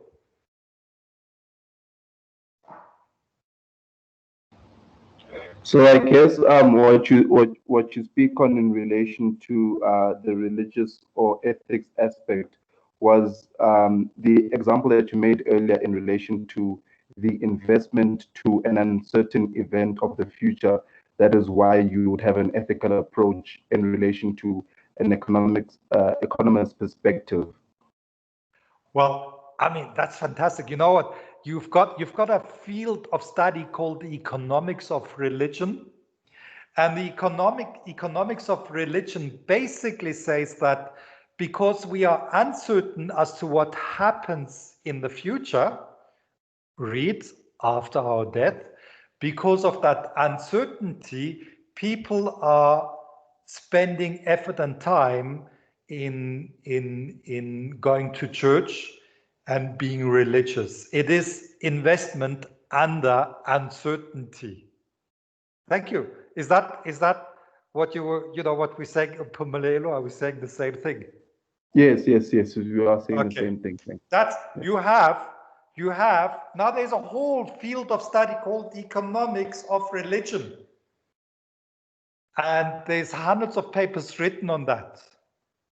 And so, I mean, you can, you know, in economics, that's an example of imperialism of economics. That, you know, economists now are saying why people are religious, and they're not saying they're religious because they have faith or they believe in God or that there is a God, or even that there isn't a God. That question doesn't feature at all. it's all about it. Rather, it is something to be explained in terms of, you're investing into a certain human capital. It comes at a certain cost. It's got a certain uncertain benefit. The benefit is uncertain. It's in the future. It's after your death. But if there is life after death, you will want to have invested in this. Okay, because then your rewards are going to be enormous. If you don't invest in religion and faith, your income is going to be, is going to be zero if there is an afterlife, if you find yourself in hell. And so you do that calculation as an economist. That's all independent of the question of substance, if there is heaven and hell or not. Mpumelelo. So now I just want to know, like, in relation to asking this question with institutions, there is a field of economics that studies the role of institutions, and they break it down to social capital and what it has in terms of the terms of trade and how it can attract investment and so forth. Like, i.e., in the example of South Africa, the role of institutions tend to be corrupt, and therefore our social capital is not that great, and therefore we don't attract as much investment, which is an externality on growth. So, for instance, if I answer the question from that perspective, where I don't have human capital, prices, or income, but I have social capital as an answer, would it suffice as a question to the exam? Sorry, did you talk about the exam? Yeah, I'm saying, would that answer suffice to the question in the exam, in the role of institutions in economy? Two parts. I mean, yes, absolutely. I mean, that would be a brilliant answer. And what you can see there is that the notion of social capital is really an extension of the idea of human capital. And so, if you're doing sociology and that notion of social capital has found its way into social discourse and politics and so forth. But that is the economic way of getting into those fields. And so it's no longer a question about corruption, but rather it's now presented as questions about social capital. And, you might look at, because an economist might look at corruption and say, what is corruption? What is corruption? You're paying somebody. All you've got is an act. Somebody gets some money, whatever the conditions are. But corruption, for the earlier analysis of corruption by economists, is that corruption is an efficient means to deal with certain inefficiencies in the bureaucracy. And so corruption, if it weren't beneficial to the economy, corruption probably wouldn't exist. It would be weeded out. And so the economist would want to explain corruption not as something that tells us how people, how people are acting, but something that, as an institution, possibly that can be explained in economic terms. It exists because it facilitates the smoother operating of a bureaucratic system. That at least is what economists were saying in the 1980s about corruption. I think if they look at the corruption in South Africa now, they would say, okay, well, we've just got to be, we've got to look at this more honestly and not being led by our model. Mpumelelo. Okay, so in relation to the methodological individualism aspect to human capital, the introduction of social capital, does it still relate to human capital from that standpoint? Or is it just an entirely different concept? It's widening the notion of human capital. Now, initially, human capital, and economists like the idea of human capital because human capital could be quantified in terms of your number of years spent in school. You know, that would be a proxy, a number of years of education. And there's going to be a lot of work still to be done on social capital because it's relatively new as an idea. But when you look at it, and if you want to try and make sense of it, you've got to try, ideally, I think so, I don't know enough about it, but you've got to look at it as really, at the end of the day, harking back to an economic explanation of phenomenon, which is relying on human capital, social capital, as a wider notion of human capital. And it's really deflecting the question of the importance of institutions, because we might be saying, you might be inclined to say, well, there's something about the East Asians that they do so well economically. Do they have different institutions compared to South Africa? No, it's not about institutions. The economists would say it's not about institutions, it's about human capital. If human capital can't explain it, well, we just got to change it and talk about social capital instead. They still have to learn not only about economics and other educational topics, but they would also have, our social capital has to be extended in that we've got to learn other things, other less tangible things than education. But it's really just deflecting away from what institutionalists would do when they talk about, I think the way that Christopher talked about, social institutions accounting for differences. But now I am not sticking to my promise. I've got to talk about this last topic. I mean, institutional economics could be something that keeps us busy for hours. But I just want to, most importantly, get the idea that in economics, we can either talk about institutions as something that can be explained in economic terms, or institutions that can help us explain phenomenon. John R. Commons, we'll talk about that in a moment, wanted to look at institutions as something to explain economic performance. But most economics today looks at institutions as something that can be explained in economic terms. So you've got the law and economics movement.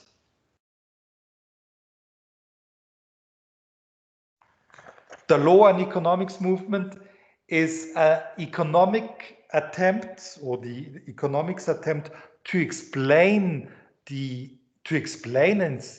institution of the law.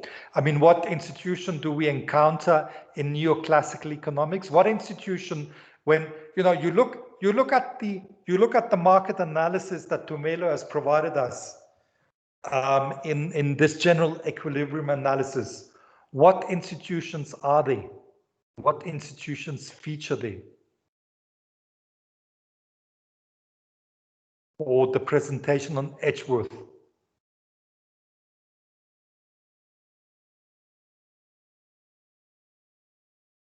What institutions feature there? You're silent. Does that mean none? Possibly. I guess there's some presupposition that there's a market that functions. There's some idea of a atonement, which might be an auctioneer, which might be an institution. I don't know, but that's certainly not a real institution. So really, economics is devoid of institutions. And when economists start wanting to analyze institutions, rather they look at institutions as something to be explained. And so what is the law? And an economist will say that the law, and I'm now talking about the work that is based on Ronald Coase, Nobel Prize winner, Posner. Well, certainly, you know, Coase important for the law and economics movement, but in economics would say that the law is a substitute for the market. The law is a substitute for the market when it is too costly to operate the market. And so the law is really just something that is concerned with efficiency. It exists because it is efficient. The common law, there's somebody by the name of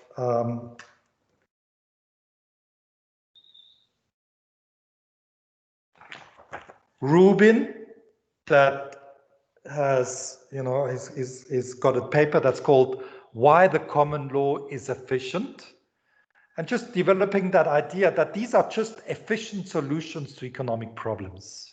And whatever institutions exist and are in existence are bound to be efficient like the common law, otherwise they wouldn't be existing. And so the law is not about justice or about fairness, but the law, according to The Economist, is about efficiency.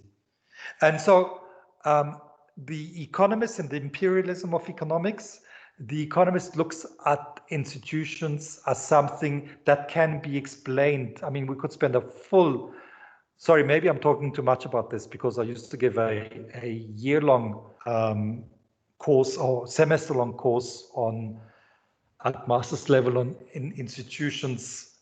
And so the law is portrayed as an economic solution, an efficient solution to an economic problem. Firms exist. Why do firms exist? Well, they exist because, you know, in the analysis by Tumelo, she proceeded without talking about firms.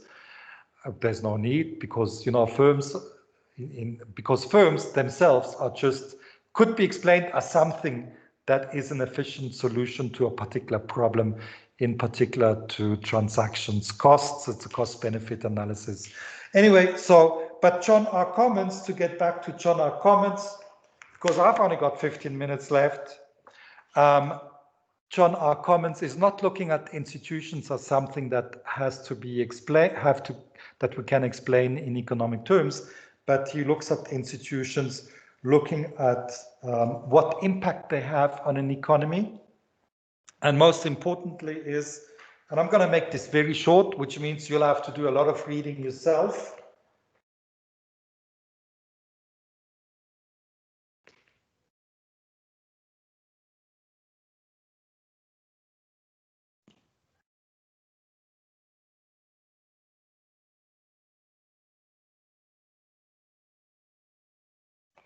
His 1924 book about the legal foundations of capitalism. I mean, if you look at the title, The Legal Foundations of Capitalism, is effectively saying, I mean, that what's contained in the title is, if we did not have the legal foundations of it, then the capitalism that we have today wouldn't exist, and it wouldn't exist in the format. And I'm just going to very quickly take you through this, okay? And I want you to do readings on it. And I'll give you the example of his analysis where he looks at common law, English common law, British common law, American common law. And he's looking at the notion of property in the common law. What does common law mean? Common law means that a case is decided on precedent. Ooh.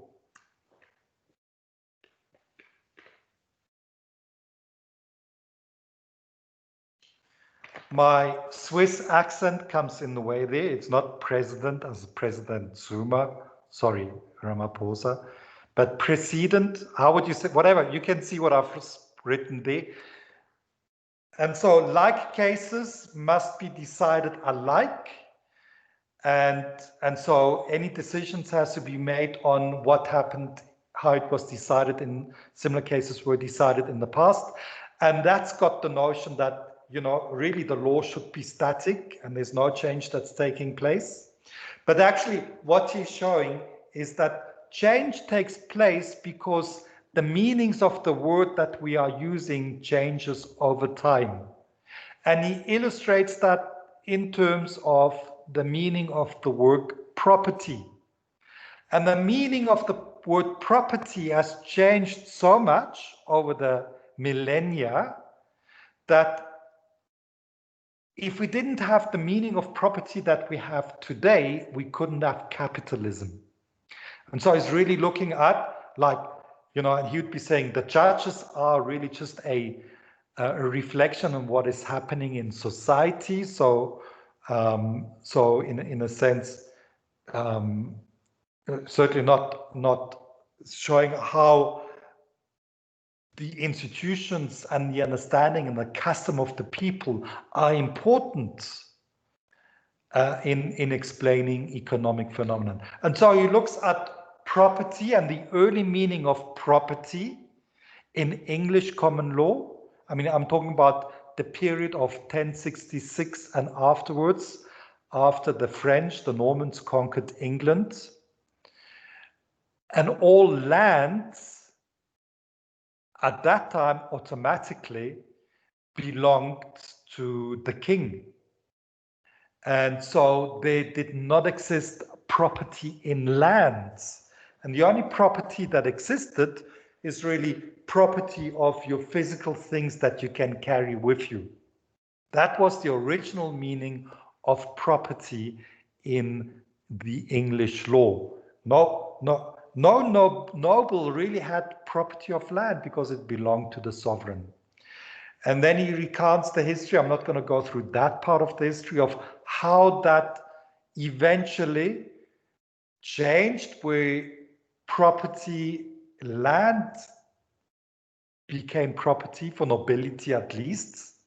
Okay, initially only for the landlords, not for private citizens like you and I, or at least I. And then, you know, there's the Magna Carta that comes in, and that really to a degree changed the meaning of property to include land. But it becomes interesting when he then talks about intangible property. Sorry.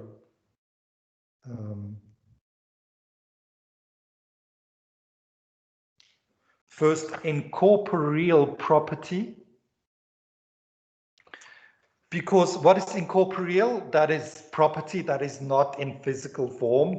You don't have a body to. What could that possibly mean? That could mean something like a promise to pay.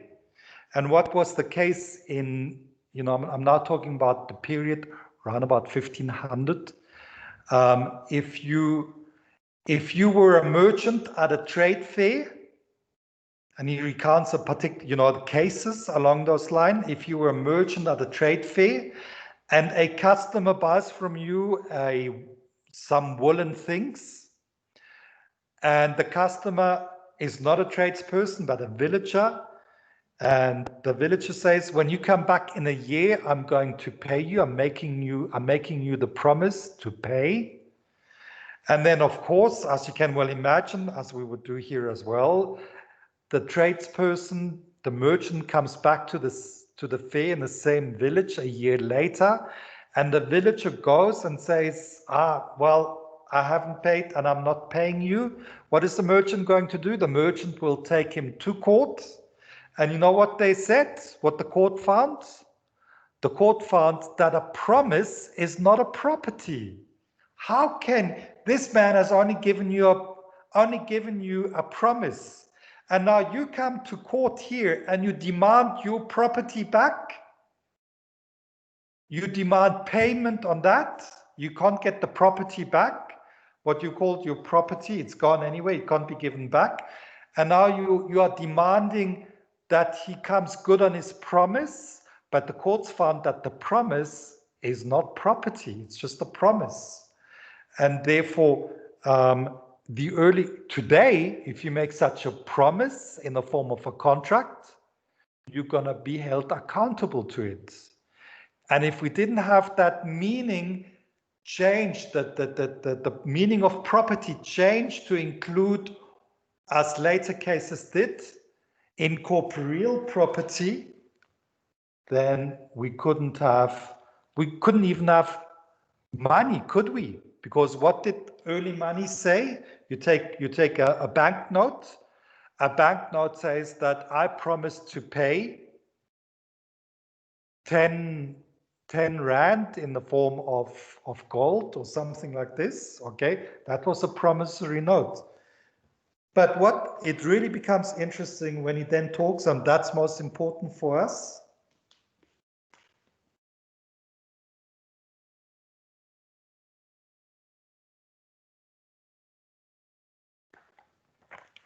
Intangible property.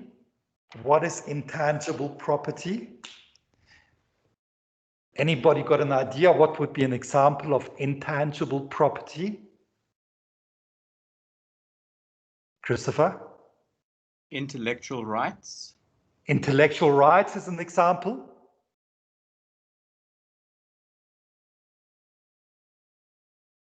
Other ideas? Brand identity. Say again, Tumelo. Like a brand name. As in Brand like name, absolutely. Yeah.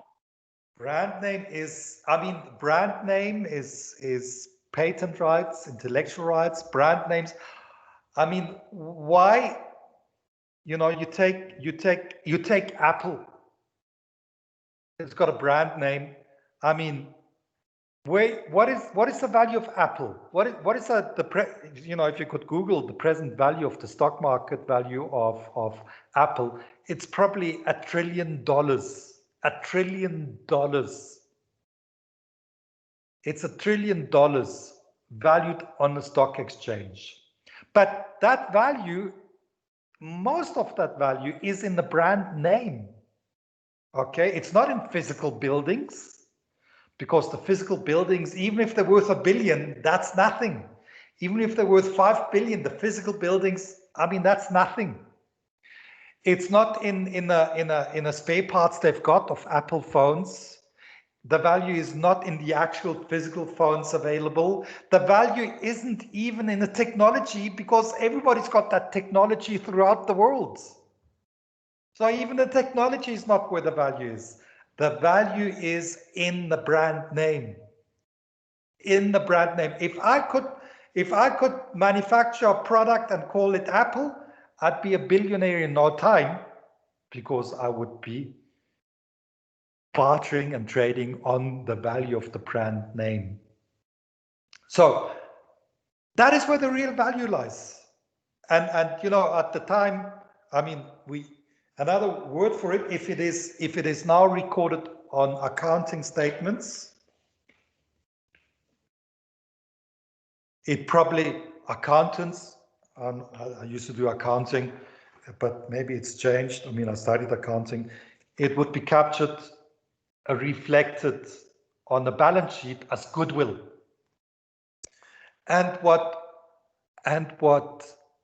Common says, if goodwill, brand names, intellectual rights, patent rights, etc., if that were not to be recognized and understood and to be part of our definition of property, we would not have a capitalist system.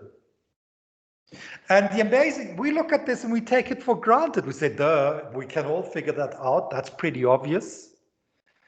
But that wasn't always obvious. And that is the story that John R. Commons recounts for us. He takes an example of a tailor in England, in London, in, what was it, about 1650 or 1700.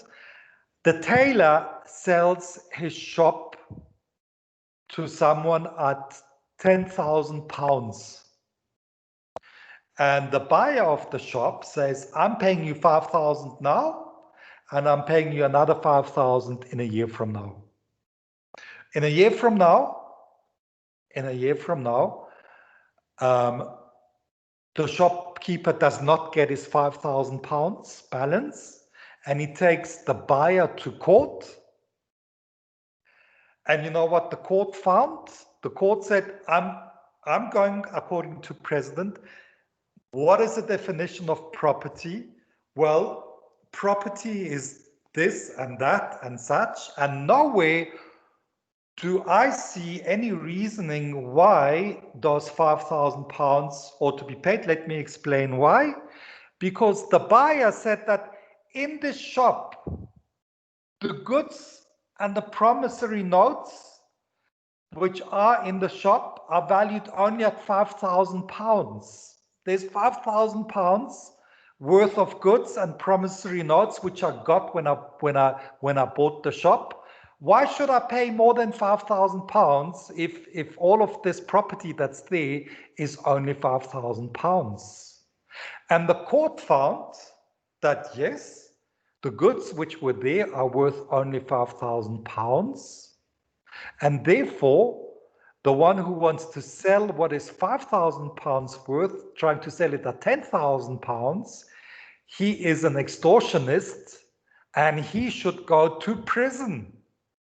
And believe it or not, the seller who sold his shop at £10,000, wanting to sue back for the balance of £5,000, didn't get his £5,000. The opposite, he was put into prison.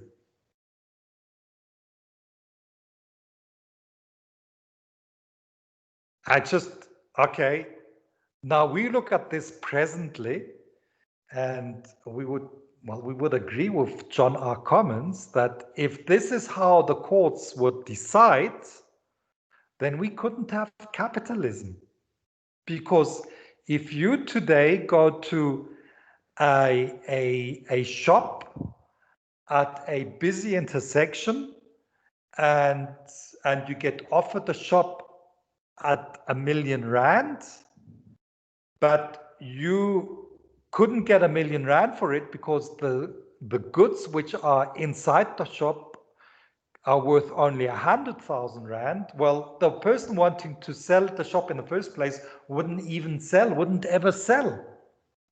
What did the courts at that time not understand on what was wrong with the definition of property used by the courts? What was the other 5,000 Rand that the seller of the shop was suing for? What would we call it today?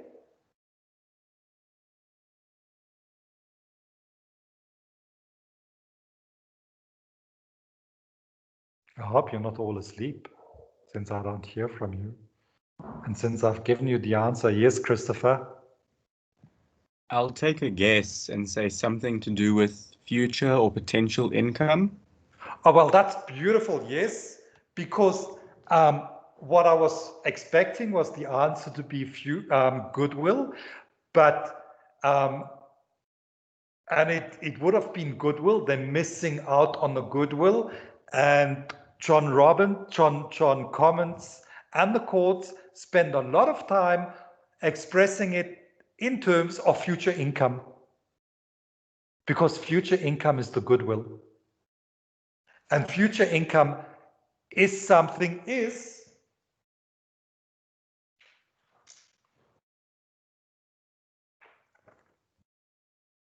this intangible property. It's income that's going to be earned. It's not now. And it's not incorporeal because it's not an existing promise, but it is property because it's going to be future income. Your goodwill, your future income is based on the goodwill of your name, your brand name. That brand name gives you future income. And then, of course, that was taken further. I mean, that was the case in the UK in the 1600s, as I said. And then in America, in the 1880s, the same issues came up where people were disenfranchised in the sense that they were not able to trade in certain areas because some people had an exclusive right to slaughter in an exclusive right to slaughter in this city. And then it was taken to court. And the argument that was made is that it's depriving us of future income if we are not allowed to open our own slaughter business in this city. And initially, the courts found against that, saying that that is not taking off property, because future income really is not property. That is pie in the sky. But later, in the late 1800s, shortly after that, the courts realized, no, that is basically the definition of property in that case became synonymous to liberty. And now the definition of property is so wide in America that it's really about liberty. And such monopoly rights as in the slaughterhouse case would now be an example where if you take away that liberty, you take away property. If you take away the possibility for this person to earn his future income, so Christopher jumped ahead, if you take away his ability to earn future income, you're taking away liberty and you're therefore taking away property. And isn't that what we need for a modern economy to function? You need to have that definition of intangible property to be recognized as property. And so he's saying these are the legal foundations of capitalism. If goodwill didn't exist as being really property, you could not have corporations like Facebook, like Google, like Amazon, because their value, their property, is in the form, their value is in the form of goodwill, brand name and the like. And so just to take that back to not the constraining feature of institutions, but the enabling features of institutions. John R. Commons tells us a story of the legal foundations of capitalism were over a period of 900 years, and it's continuing. Our definitions, our understanding of property was really, and I'm short-circuiting that, based on the customs of the people of the time. And those customs in business, amongst merchants, finding themselves eventually being reflected in the legal decisions. He was actually saying that the first departments of political economy were the courts, because the courts were deciding on the meaning of property, and therefore the courts were deciding on what happens in an economy. And if the courts hadn't decided these cases, along which the notion of goodwill and future income became part of our understanding of property, you would not have the foundations for an economy like a modern economy to exist today. And so it's not the constraints. It's not the constraints, but it's the enabling ability, that sounded very stupid, enabling ability.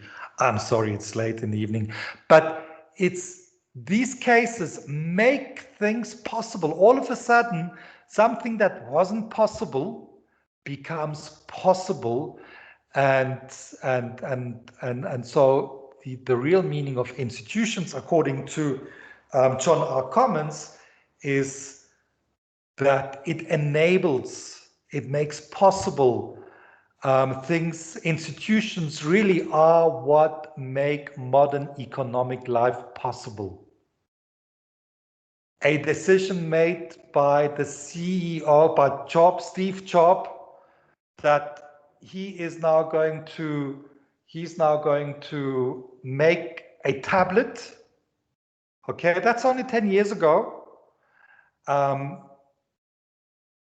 Microsoft Windows said there's never going to be a demand for a small computer like that, and they dashed the idea. And Steve Jobs and Apple took the idea, developed the first iPad. I've never had one. Developed the first iPad sold in 2010. And, you know, now we're all walking around with small iPads, you know, their phones and what have you, but a decision by one person has ramifications by virtue of his position in the institutional framework of a corporation. And that is just taking John R. Commons a bit up to date. So that's John R. Commons trying to use, not like modern day economists in new institutional economics, want to explain institutions in economic terms, showing how they are efficient. Rather, he's taking and saying that institutions, customs get reflected eventually in court cases. The court cases reflect the customs, and those decisions and those meanings of words in legal terms provide the legal foundations for a successful economy. And I guess if we look at South Africa and how South Africa is hampered in its economic development, and you compare it to other economies, you could well find that a large portion of that has to do with the legal framework that exists in South Africa, which, despite, you know, not just limited to the definition of property, but, you know, that's nothing. You can't even litigate. You know what lawyers say in South Africa when it comes to court cases?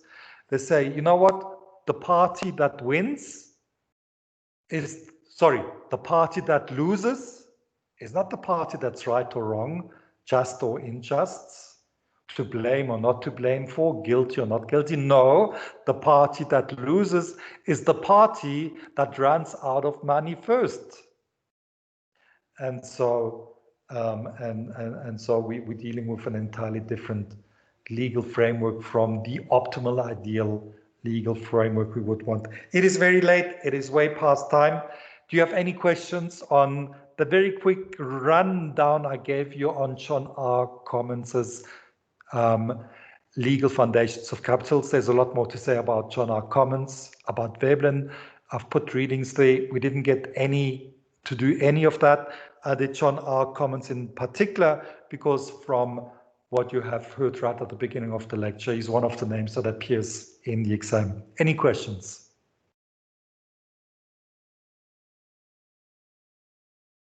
Well, that's great news. Then go ahead and read John R. Commons.